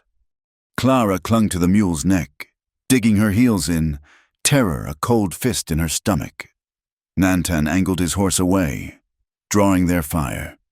2 more shots followed him. They were trapped. The pass was a shooting gallery. Clara could see them now. 3 men, maybe 4, hidden in the rocks above them, their rifles resting on the ledges. "Here, off the mule!" Nantan pulled her from the saddle, dragging her behind a tall, thick column of rock. The mule, free, scrambled away. "Stay down!" He unslung his own rifle, firing twice at the muzzle flashes above. The bullets chipped the rock, forcing the men to duck. "Taza is on the high ridge," Nantan said, his voice low and fast, his breath smoking. "He is watching, but he cannot see them in this sleet." The sleet was a curtain, visibility dropping to 50 feet, gray and white and blinding. "I will draw them," Nantan said. "They will move to get a clear shot at me. When they move." "What?" she cried, her voice thin with panic. He grabbed her small carpet bag from the mule's saddle, which was snagged on a rock. He tore it open, his hands sure, and pulled out the small, silver-backed mirror she used for her hair. He pressed it into her hand. "When you see their muzzle flash, signal Taza. He is on the east ridge. High. Flash 3 times. He will understand." "Nantan, no, you cannot! They will kill you!" "They will kill us both if we stay here," he said, his face hard. He gripped her shoulder, his fingers biting through her coat. It was not a gesture of comfort. It was a command. "Stay steady." Then he was gone, vanishing into the gray sleet, doubling back on foot. Clara was alone. She pressed her back to the frozen rock, her heart hammering so hard it hurt. The sleet slicked her hair to her face. She held the mirror in her gloved hand, shaking. She heard Nantan shout, a sharp, defiant cry from 100 yards to their left. A rifle cracked from his new position. The men above her grunted, surprised by his new angle. "He's over there! He's trying to circle! Get him!" She saw 2 of the men move from their cover, scrambling along the ledge for a better shot at Nantan. Their muzzle flashes lit the gray air, bright and deadly. "Steady!" Clara's hands were shaking so violently she almost dropped the mirror. She raised it, her arm trembling. She aimed for the high east ridge, a place she could barely see through the storm. She angled the small piece of glass, praying for a stray bit of light. "Flash! Flash! Flash!" A new sound, a different rifle, a single, high-powered shot that was cleaner, sharper than the others. It echoed from the high ridge. One of the ambushers cried out, a high, thin sound of surprise and pain, and crumpled onto the ledge. The second man fired wildly toward the ridge, then scrambled back to cover. "Taza!" The third man, the one still hidden, shouted in panic. "It's a trap! He's not alone! Fall back! It is not worth dying in this snow for!" The shooting stopped. Clara heard them. A frantic scramble of boots on rock, the crash of horses through the brush. Then, silence. The silence was heavier than the gunfire. It was filled only by the relentless, hissing scrape of the sleet on the stones. Nantan appeared, stepping from behind a rock, his rifle in his hand. He was not hurt. His face was grim. He grabbed the bay's reins and caught the nervous mule. "Come," he said, his voice rough. "They will be back, or they will be waiting for us below. We do not go to town." They rode west, deeper into the storm, pushing the tired animals through the deepening drifts.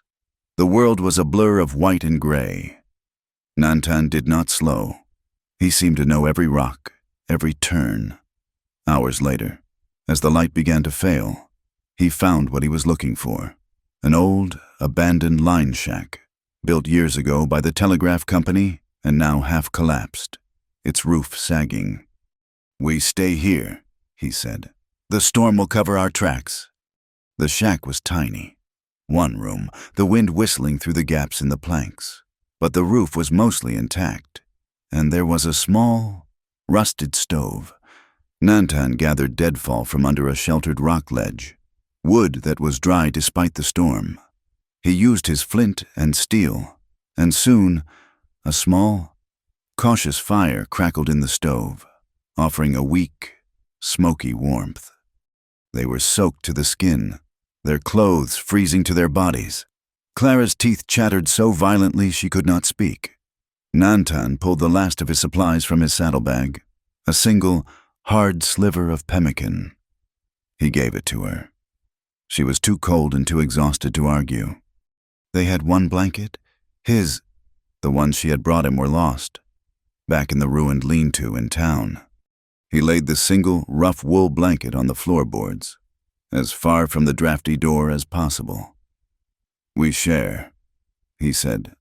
His voice was flat. "It was the same as that first night, in the boarding house, but everything was different."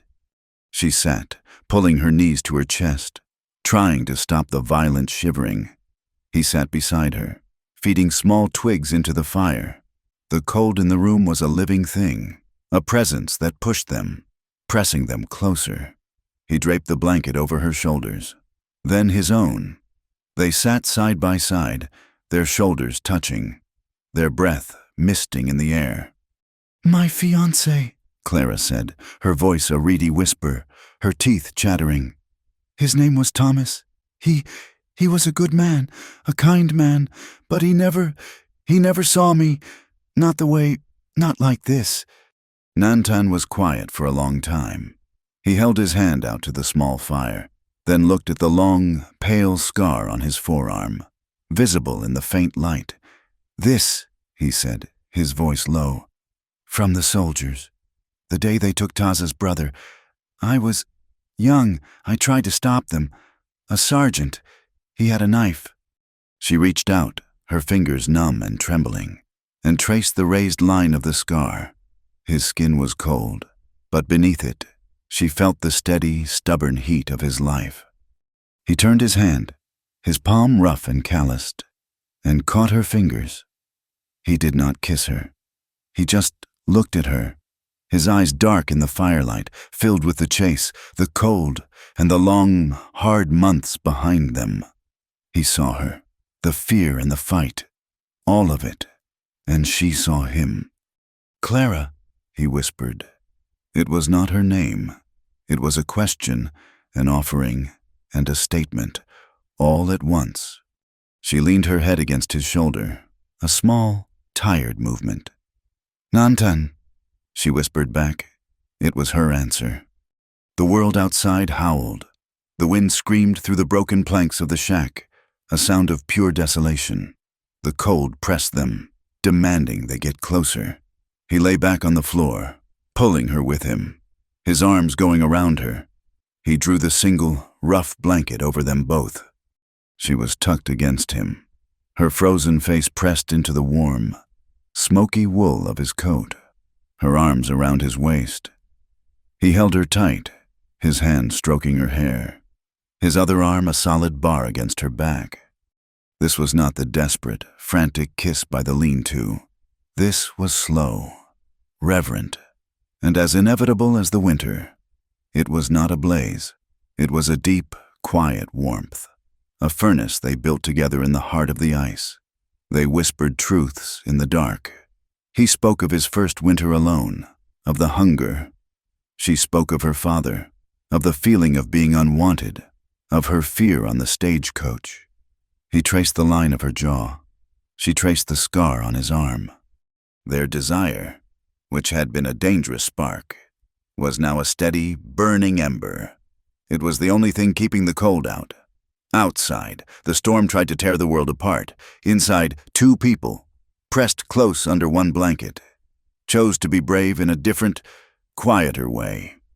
Morning came, gray and brutal. The storm had passed, leaving the world buried in 3 feet of silent, heavy snow.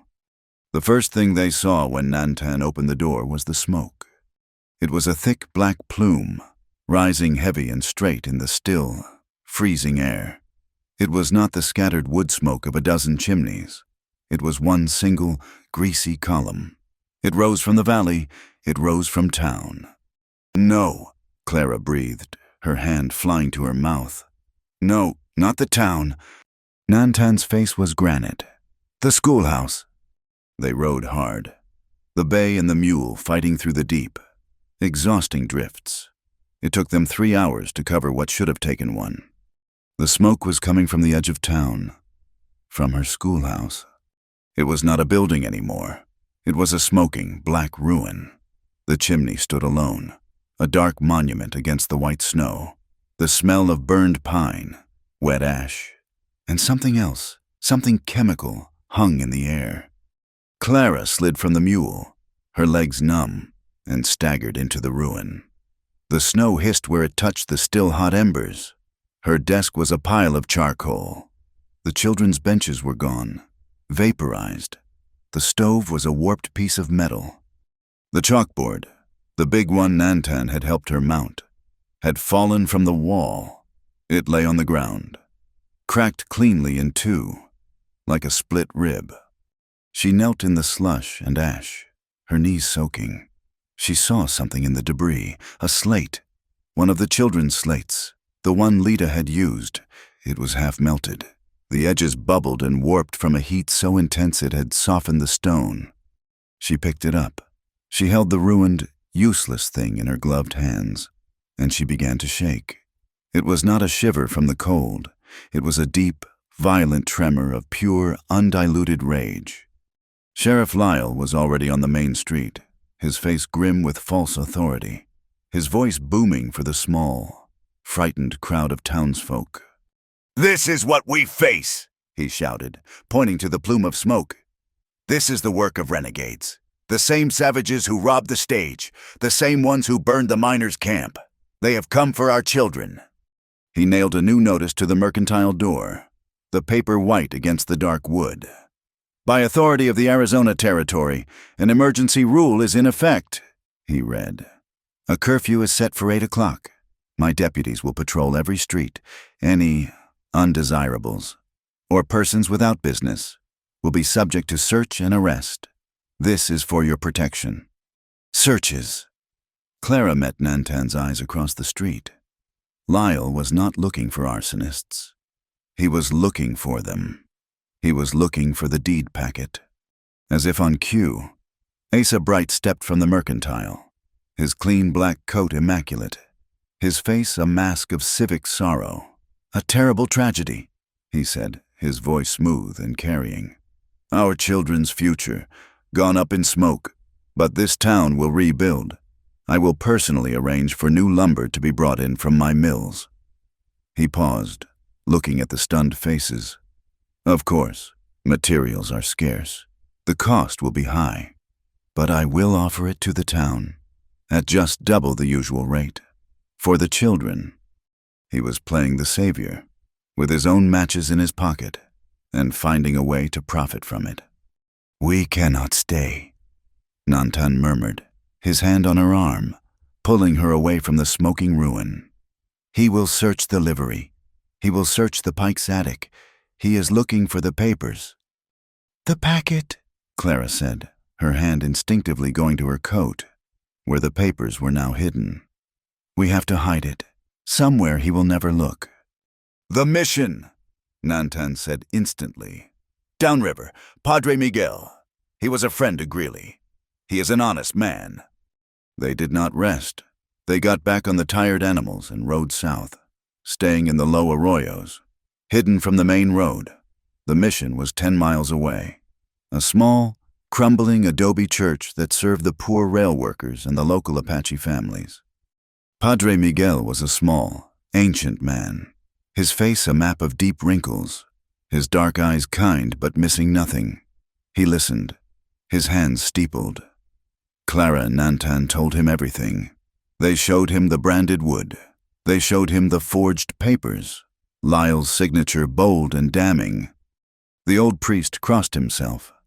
"This is the devil's work," he said, his voice thin but strong. He took the $10. "It is a great sin to steal a man's land.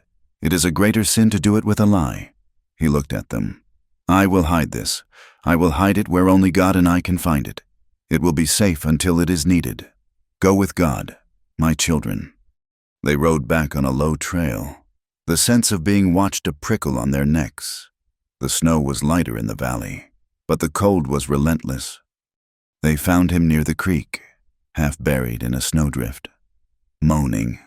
It was one of Bright's own ranch hands, a young man named Jeb, not more than 17.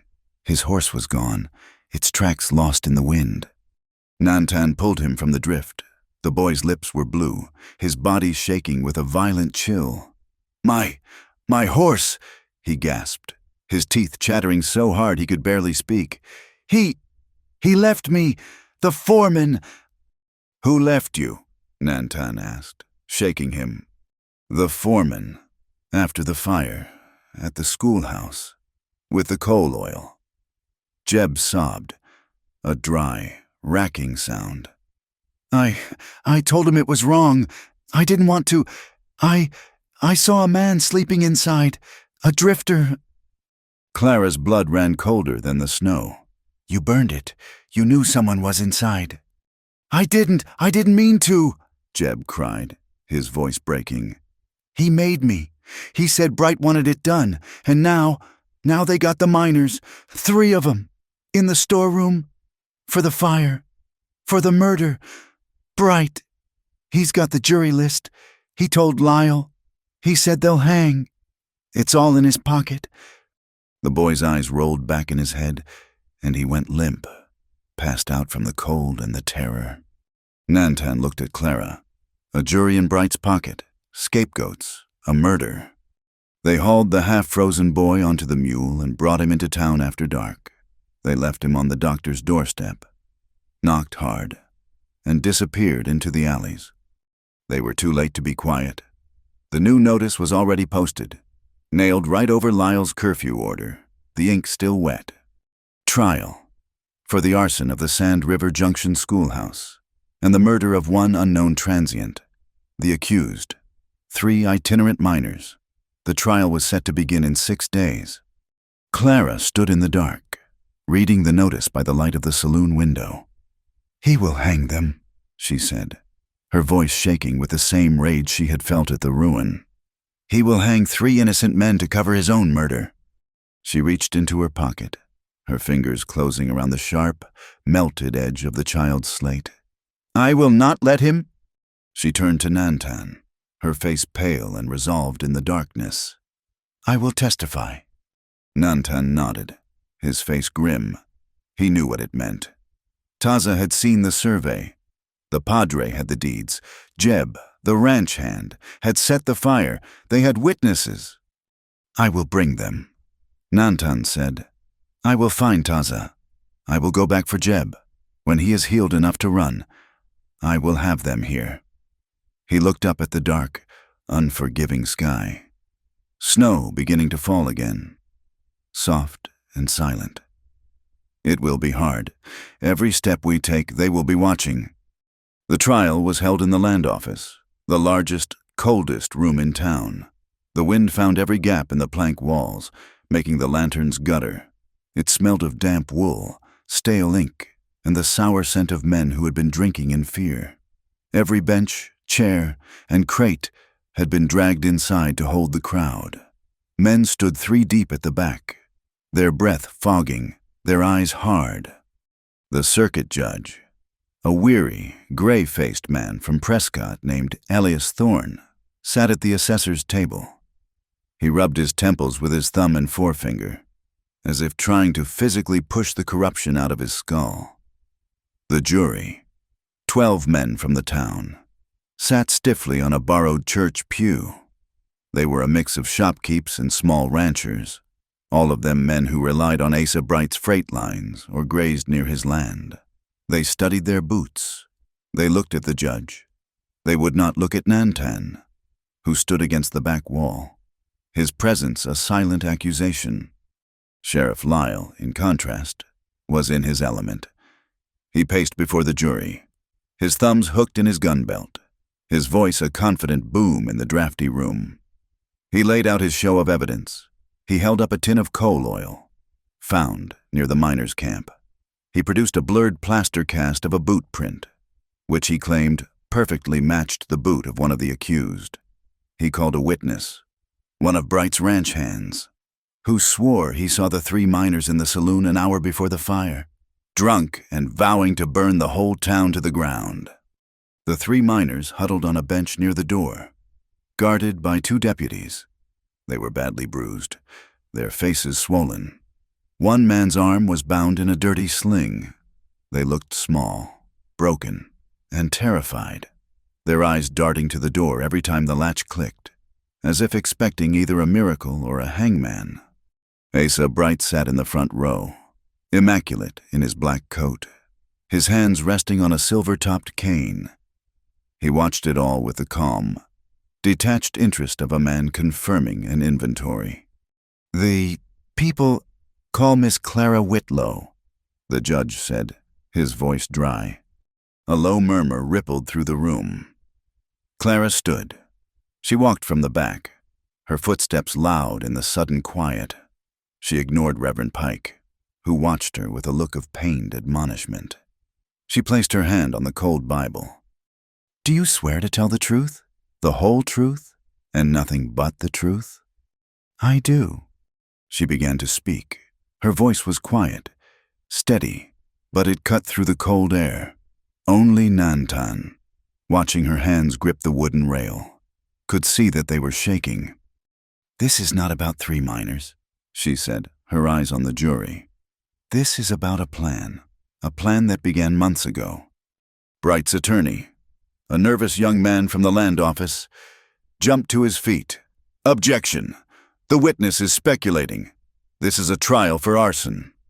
"It speaks to a pattern of deception, Your Honor," Clara said, her voice stronger, not breaking.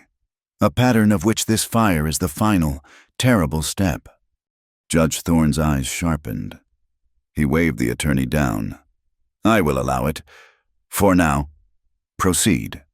Miss Whitlow." She told them everything. She detailed the moccasin tracks, staged to look like an Apache raid. She recounted the overheard conversation of Bright's men at the line shack, their exact words, the Baron's leverage, spoken over a terrified, kidnapped child.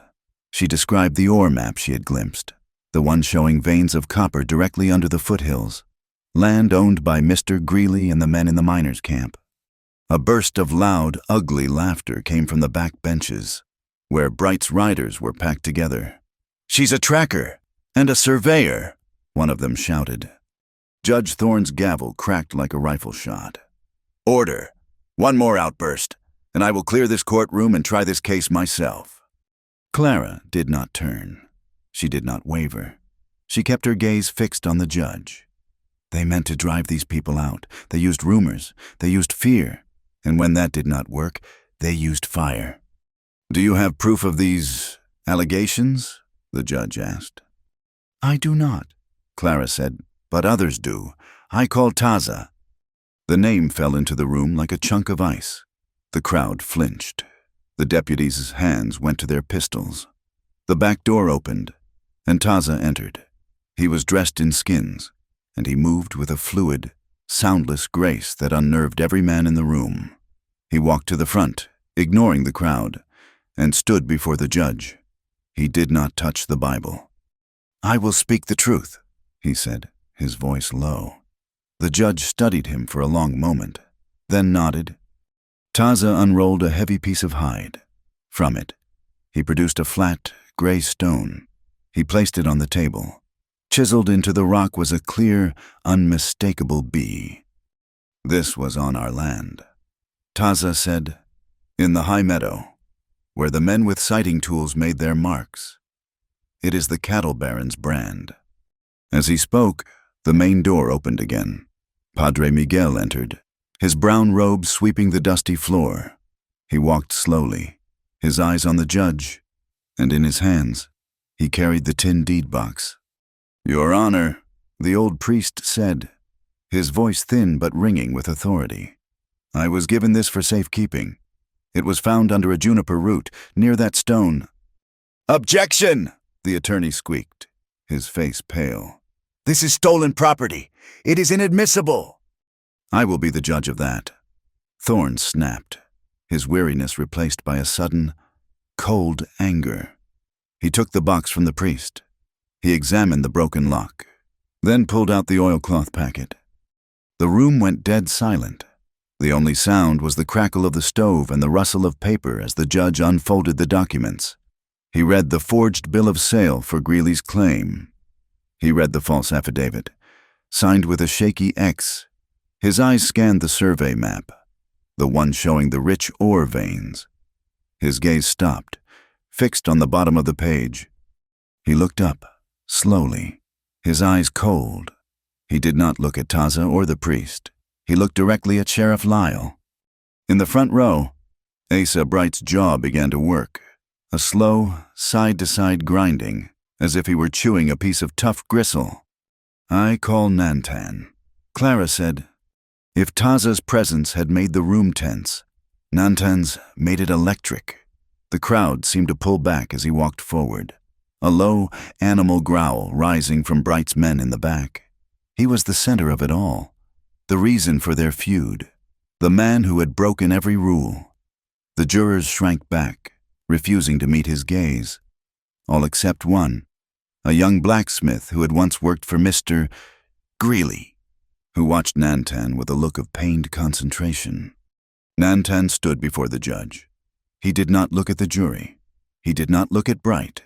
He looked at the papers on the judge's desk. "What do you add to this?" Judge Thorne asked. Nantan's voice was spare, exact, with no trace of emotion. He told them about the staged moccasin tracks, and how a white man's walk, even in a moccasin, comes down heavy on the heel. He spoke of the fire at the first miners' camp, the one before the schoolhouse. He reached into the grain sack he carried. He placed the charred, heavy piece of railroad tie on the table. Next to Taza's stone, the B brand, seared into the wood, was black and clear. "Bright's mark," Nantan said, "soaked in coal oil, used to light the fire that drove the miners from their claim." A collective gasp sucked the air from the room. Bright's foreman, the man who had given Nantan his walking papers, went the color of ash. Nantan turned, his gaze finally sweeping over the 12 men on the jury pew.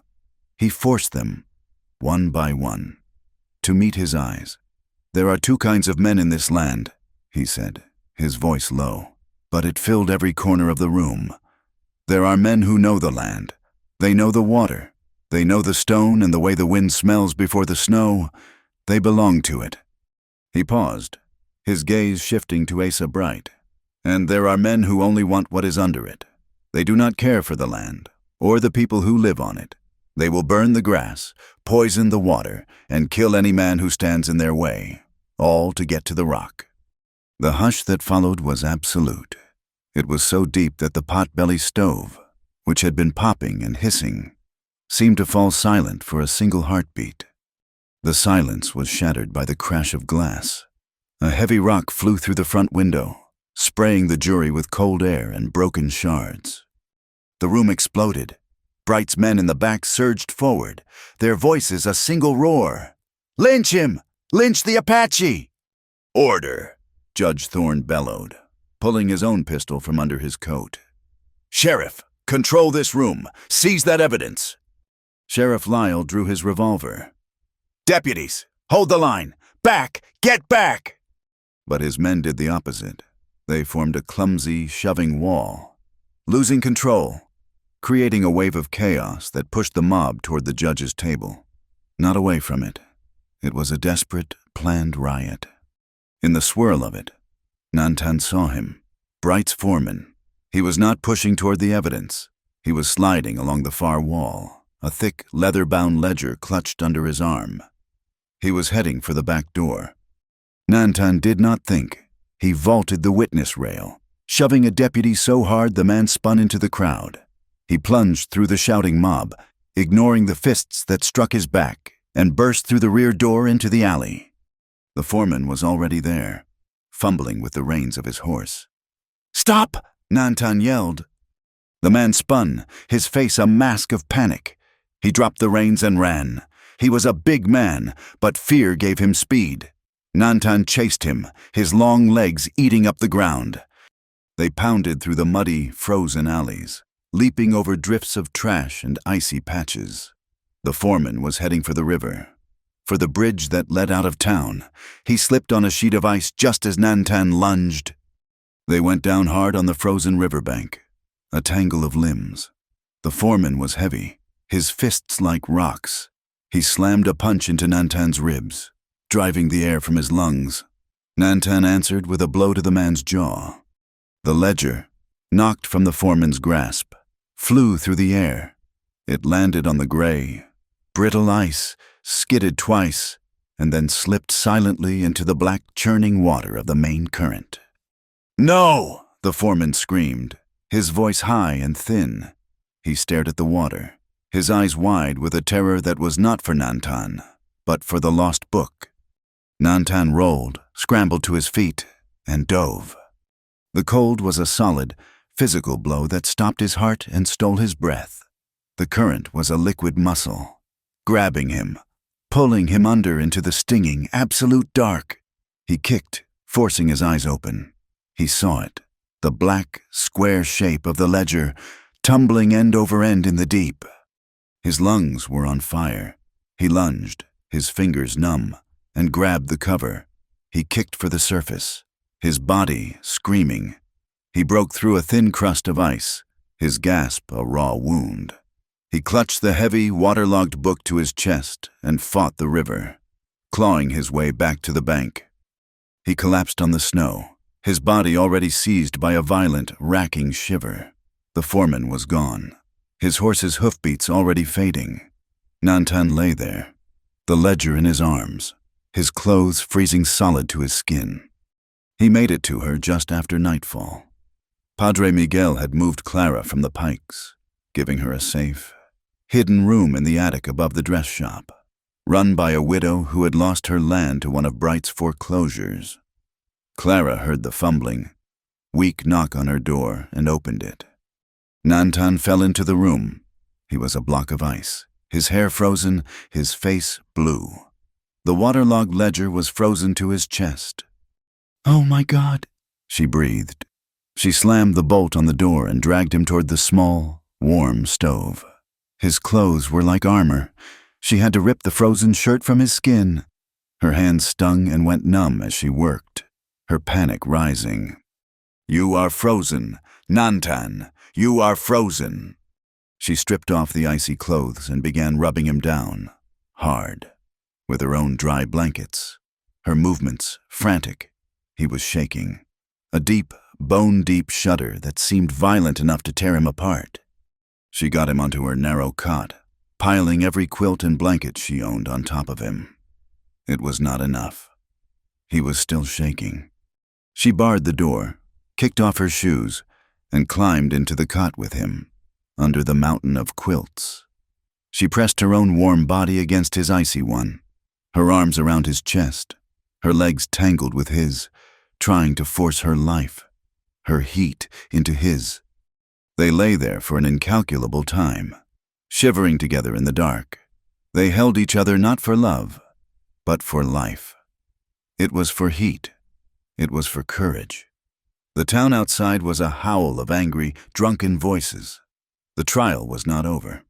Slowly, agonizingly, his shivering began to lessen. The violent, desperate shudders eased into a tremor. He turned in her arms, his own half-frozen hand coming up to grip her shoulder. He was alive. Their desire, beaten down by the day's fear and the shock of the cold, returned. But it was not the frantic fire of the lean-to or the quiet discovery of the line shack. It was an anchor, It was the only solid, warm thing in a world that was trying to kill them. "When this is over," she whispered, her voice thick, her lips against his chest, "we will go. We will go to the high meadow, the one Taza showed us." "Bright's mark," he murmured, his voice a raw croak. "Marks can be erased," she said fiercely. "We will build a cabin with a stone footing and a real stove. We will plant beans." He was quiet for a long time, his arms holding her, his breathing slowly deepening. "And a school," he said, his voice stronger. "Taza's children, the children from the camps." "Yes," she whispered, her own tears finally coming, hot against his skin. "I will teach them to read their letters, and you will teach them to read the tracks. We will teach them both." The dawn came cold and sharp. Judge Thorne had reconvened the court at sunrise, his face a mask of iron. Lyle's deputies, sullen and defeated, guarded the doors. The town was quiet, hungover, and waiting. The ledger, though warped and ink-smeared, was damning. Nantan had sat up all night by the stove, carefully separating the pages. It detailed payments to Lyle for security, payments to the foreman for acquisitions, payments for the survey, for the coal oil, for the witnesses who had lied. Judge Thorne did not ask the jury to deliberate. He stood, the ledger on the table before him. "The defendants," he announced, his voice cracking like ice, "are acquitted of all charges. They are free to go." A great sobbing gasp went up from the three miners. "Furthermore," the judge continued, his gaze landing on Asa Bright, "based on the incontrovertible evidence presented in this court, including forged deeds, witness tampering, and this book of accounts, I am ordering a territorial grand jury to investigate the crimes of Asa Bright, Sheriff Lyle Donovan, and all their known associates, for conspiracy, arson, and murder." The room exploded. A chair was kicked over. Men shouted. Curses and prayers mixed in the cold air. Sheriff Lyle, standing by the wall, seemed to shrink. His face was the color of dirty ash. His hand went to the badge on his chest, as if it had suddenly become a great, heavy weight. Asa Bright, however, did not move. He sat calmly for a moment. Then, slowly, he stood up. He did not look at the judge. He did not look at Nantan or Clara. He placed his black hat carefully on his head. He turned to his foreman, who stood trembling by the door. "Call the riders," Bright said. His voice was not loud, but it was perfectly clear. He turned and walked out of the land office, a man leaving a building he no longer needed. Clara and Nantan moved through the stunned crowd and stepped out into the bright, cold morning. It was not over. They knew it. They were halfway down the street when the smell hit them, sharp and chemical, overpowering the clean scent of snow. Kerosene. A column of greasy, black smoke was rising from the blacksmith yard. Greeley's smithy, the place Nantan had called home, was a raging inferno. As they watched, a rider with a bandana over his face galloped past, tossing a burning torch onto the roof of the livery. The old, dry hay and tinder wood went up with a whoosh, the flames leaping 30 feet into the air. "He's burning it," Clara whispered, her hand flying to her mouth. "He's burning his own property." "He is burning the town," Nantan said, his voice hard, grabbing her arm. "He is destroying the evidence. He is covering his escape." The church bell began to ring. Not the slow call to service, but a frantic, desperate, clanging alarm. The town, just waking to a verdict of peace, found itself facing a new line, drawn in fire. The street was a tunnel of smoke and flame. The smithy and the livery, both owned by Bright, were now his funeral pyres for the town, the flames roaring high into the windless dawn, casting a sick flickering orange light on the snow. The air was thick with the stink of burning hay, hot iron, and the sharp bite of creosote. Bright's riders, 10 or 12 of them, swept the street, their faces covered by bandanas, their horses frantic. They were not fighting, they were terrorizing, firing into windows, whooping like drunkards, smashing what they could not burn. But the town did not just hide. The verdict had changed something. The fear was still there, a metallic taste in the mouth, but it was now edged with a cold, hard anger. Behind water troughs and overturned freight wagons, the townsfolk took their positions. Nantan and Taza were on the roof of the mercantile, their rifles commanding the street. Below, a handful of rail hands, men who had lost their pay and their camp, crouched in the alleyways, armed with pistols and axes. Even the women, the ones who had shunned Clara just weeks before, were there. Mrs. Pike, her face a rigid mask, held her husband's shotgun, her knuckles white. Maria, Lita's mother, who had returned with her daughter on the mission wagon to testify, huddled behind a stack of barrels, shielding her child. It was a standoff, the town against the Baron's private army. Judge Thorne, his face grim, knew the evidence was the real target. The ledger and the deeds were still in the land office. "Padre," he yelled. "The wagon! We must get the papers to Prescott." Padre Miguel was already there, his old mule team hitched to the mission wagon. He and the judge's bailiff began loading the tin boxes and the heavy, half-frozen ledger. Bright's foreman, the man Nantan had pulled from the river, saw the movement. He knew what those boxes held. He spurred his horse forward, breaking from the pack. "The wagon! Stop them!" He raised his rifle and fired. The shot went wide, splintering the wagon bed. The bailiff returned fire, but the foreman was moving fast. He leveled his rifle again, this time taking careful aim at the padre. On the roof, Nantan saw the move. He did not have a clean shot. He stood up. He rose to his full height against the backdrop of the burning livery. A clear, impossible target against the flames. "Here," he roared, his voice cutting through the chaos. He fired his own rifle, not at the foreman, but at the horse, forcing it to rear. The foreman's shot went wild, straight up into the air. He cursed, turning his attention to the man on the roof. "It's the Apache! Kill him!" 2 other riders peeled off, their bullets thudding into the mercantile's facade, chipping wood and stone around Nantan, forcing him back to cover. But it was enough. The fire was drawn. At the wagon, Padre Miguel had slumped, a splinter from the wagon bed buried in his shoulder. The wagon was undefended, the mules skittering in terror. Clara, who had been helping load the boxes, did not hesitate. She scrambled over the wheel, shoving the groaning priest aside, and grabbed the reins. She had never driven a team, only a small buggy, but she knew what she had to do. "Miss Whitlow, no!" the bailiff shouted. She did not listen. She found the long bullwhip in its socket. She stood, her hair, already loose from the chaos of the morning, tumbling around her face. She was a schoolteacher, in a soot-stained dress, her face pale with terror. She raised the whip, cracked it over the mule's ears with a sound like a pistol shot. "Yeah!" she screamed, her voice raw. The mules lunged. The heavy wagon lurched into the street, straight into the crossfire.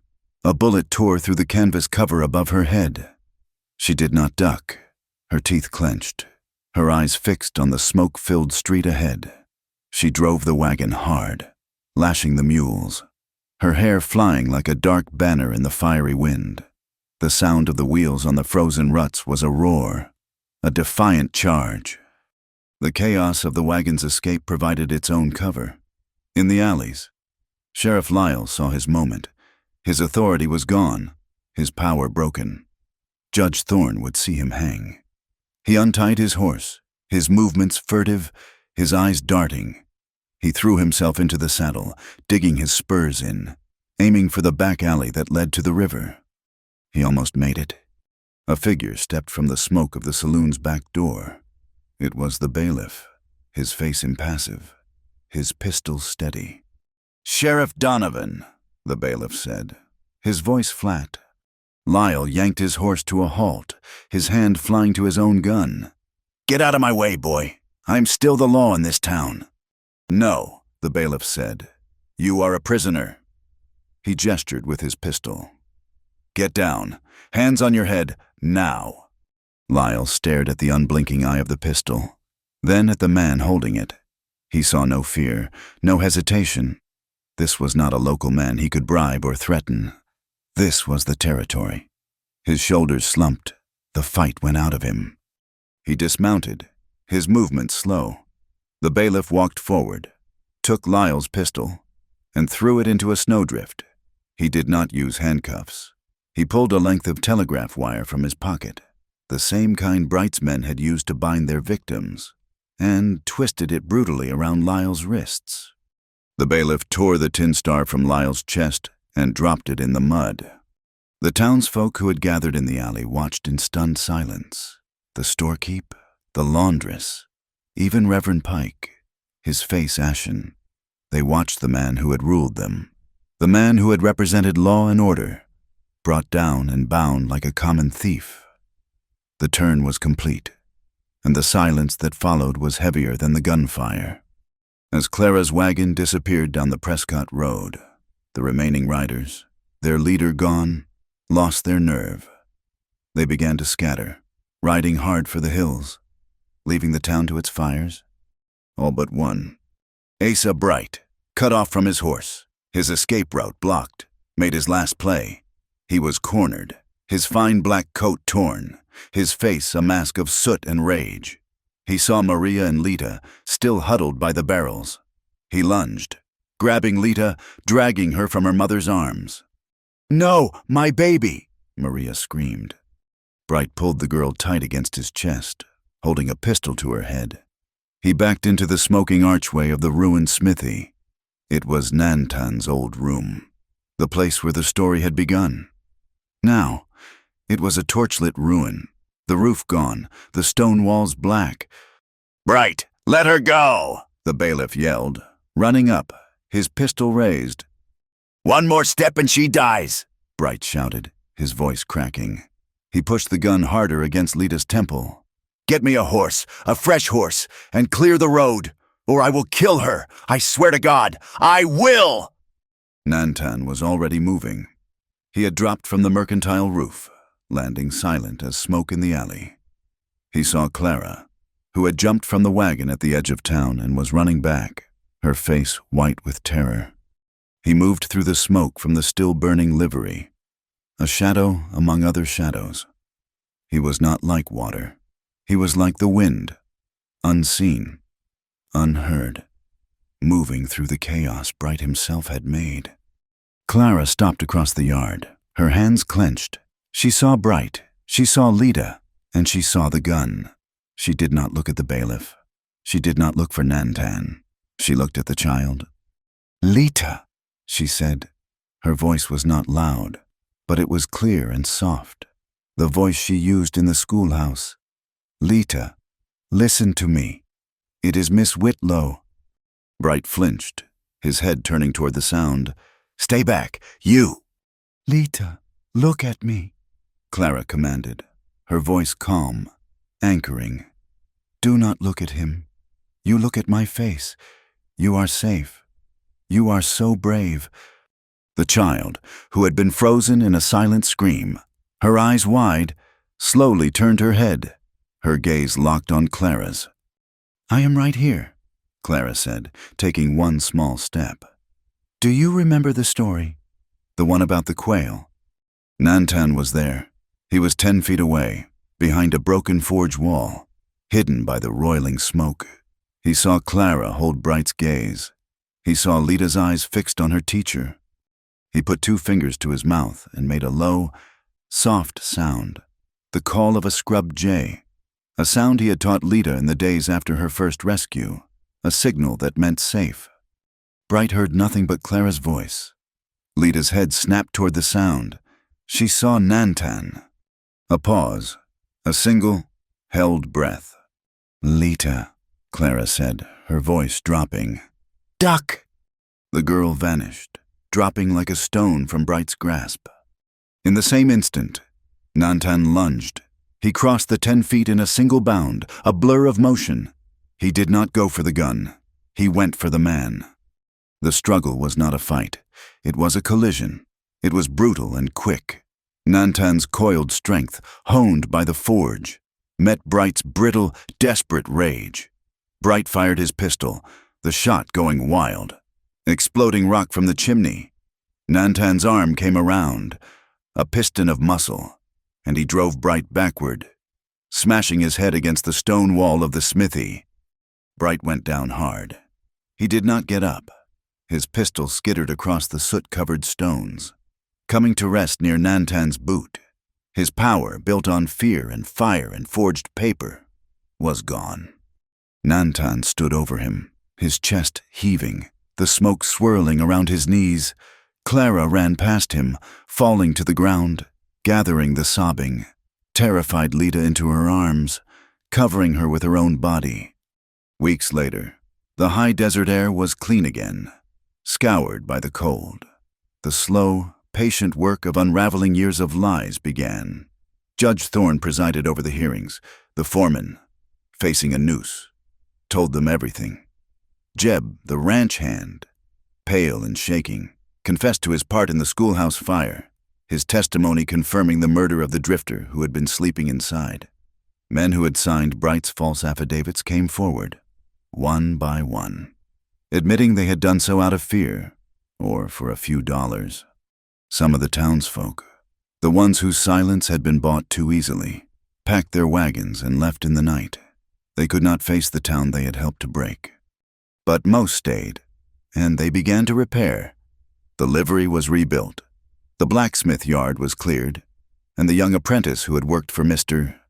Greeley, the one who had watched Nantan in the courtroom, took it over, and the schoolhouse was rebuilt. The rail hands brought the lumber. Refusing payment, the storekeep provided the glass. The work was done by the men of the town, their hands raw, their faces grim with a new purpose. Among them were the fathers and the sons, whose hands had once thrown the rocks that smashed the first windows. They worked the hardest of all. The hunger season passed. The snows on the rim melted, and the San Pedro ran full and fast, washing away the ash. Spring edged into the valley, tentative and green. The willows along the creek fuzzed with pale catkins.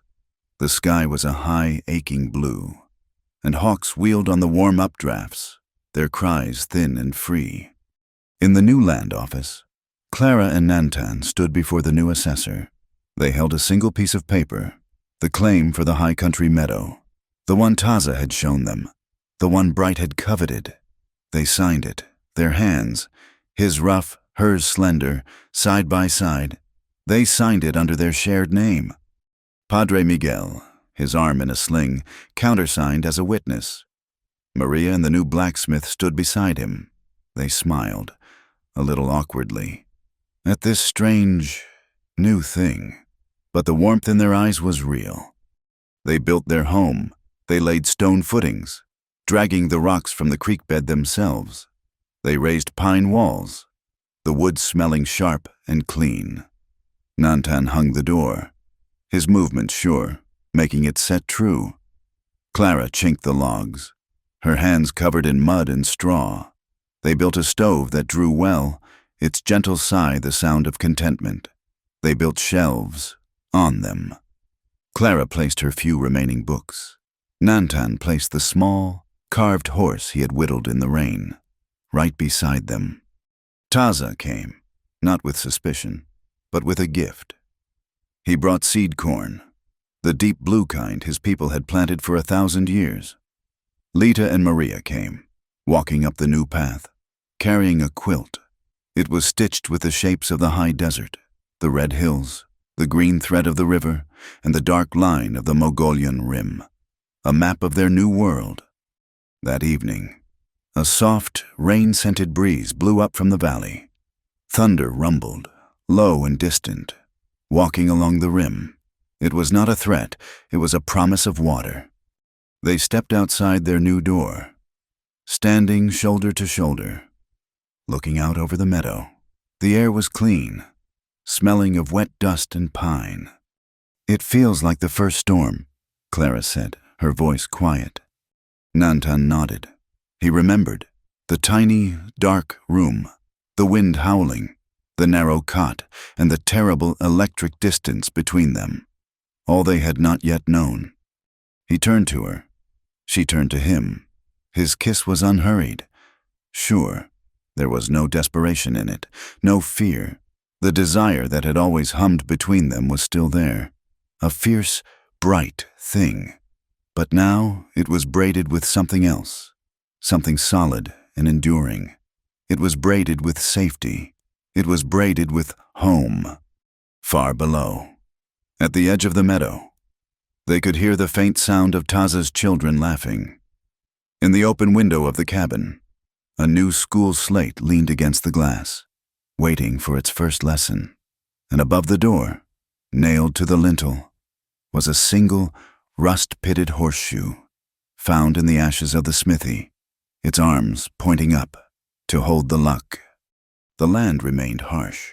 The world, they knew, was still imperfect, but their love, tested by the small cruelties of men, by fire and by frost, had made a place. It had taken root, and here, in the high meadow, hope could finally live. Thank you for listening to this story from our collection. We would love to know where you are listening from. So please comment and tell us what part of the world you are in. Be sure to subscribe to From Wild West for more stories like this one. And finally, we would love to read your thoughts about this story. Please share them with us in English in the comments.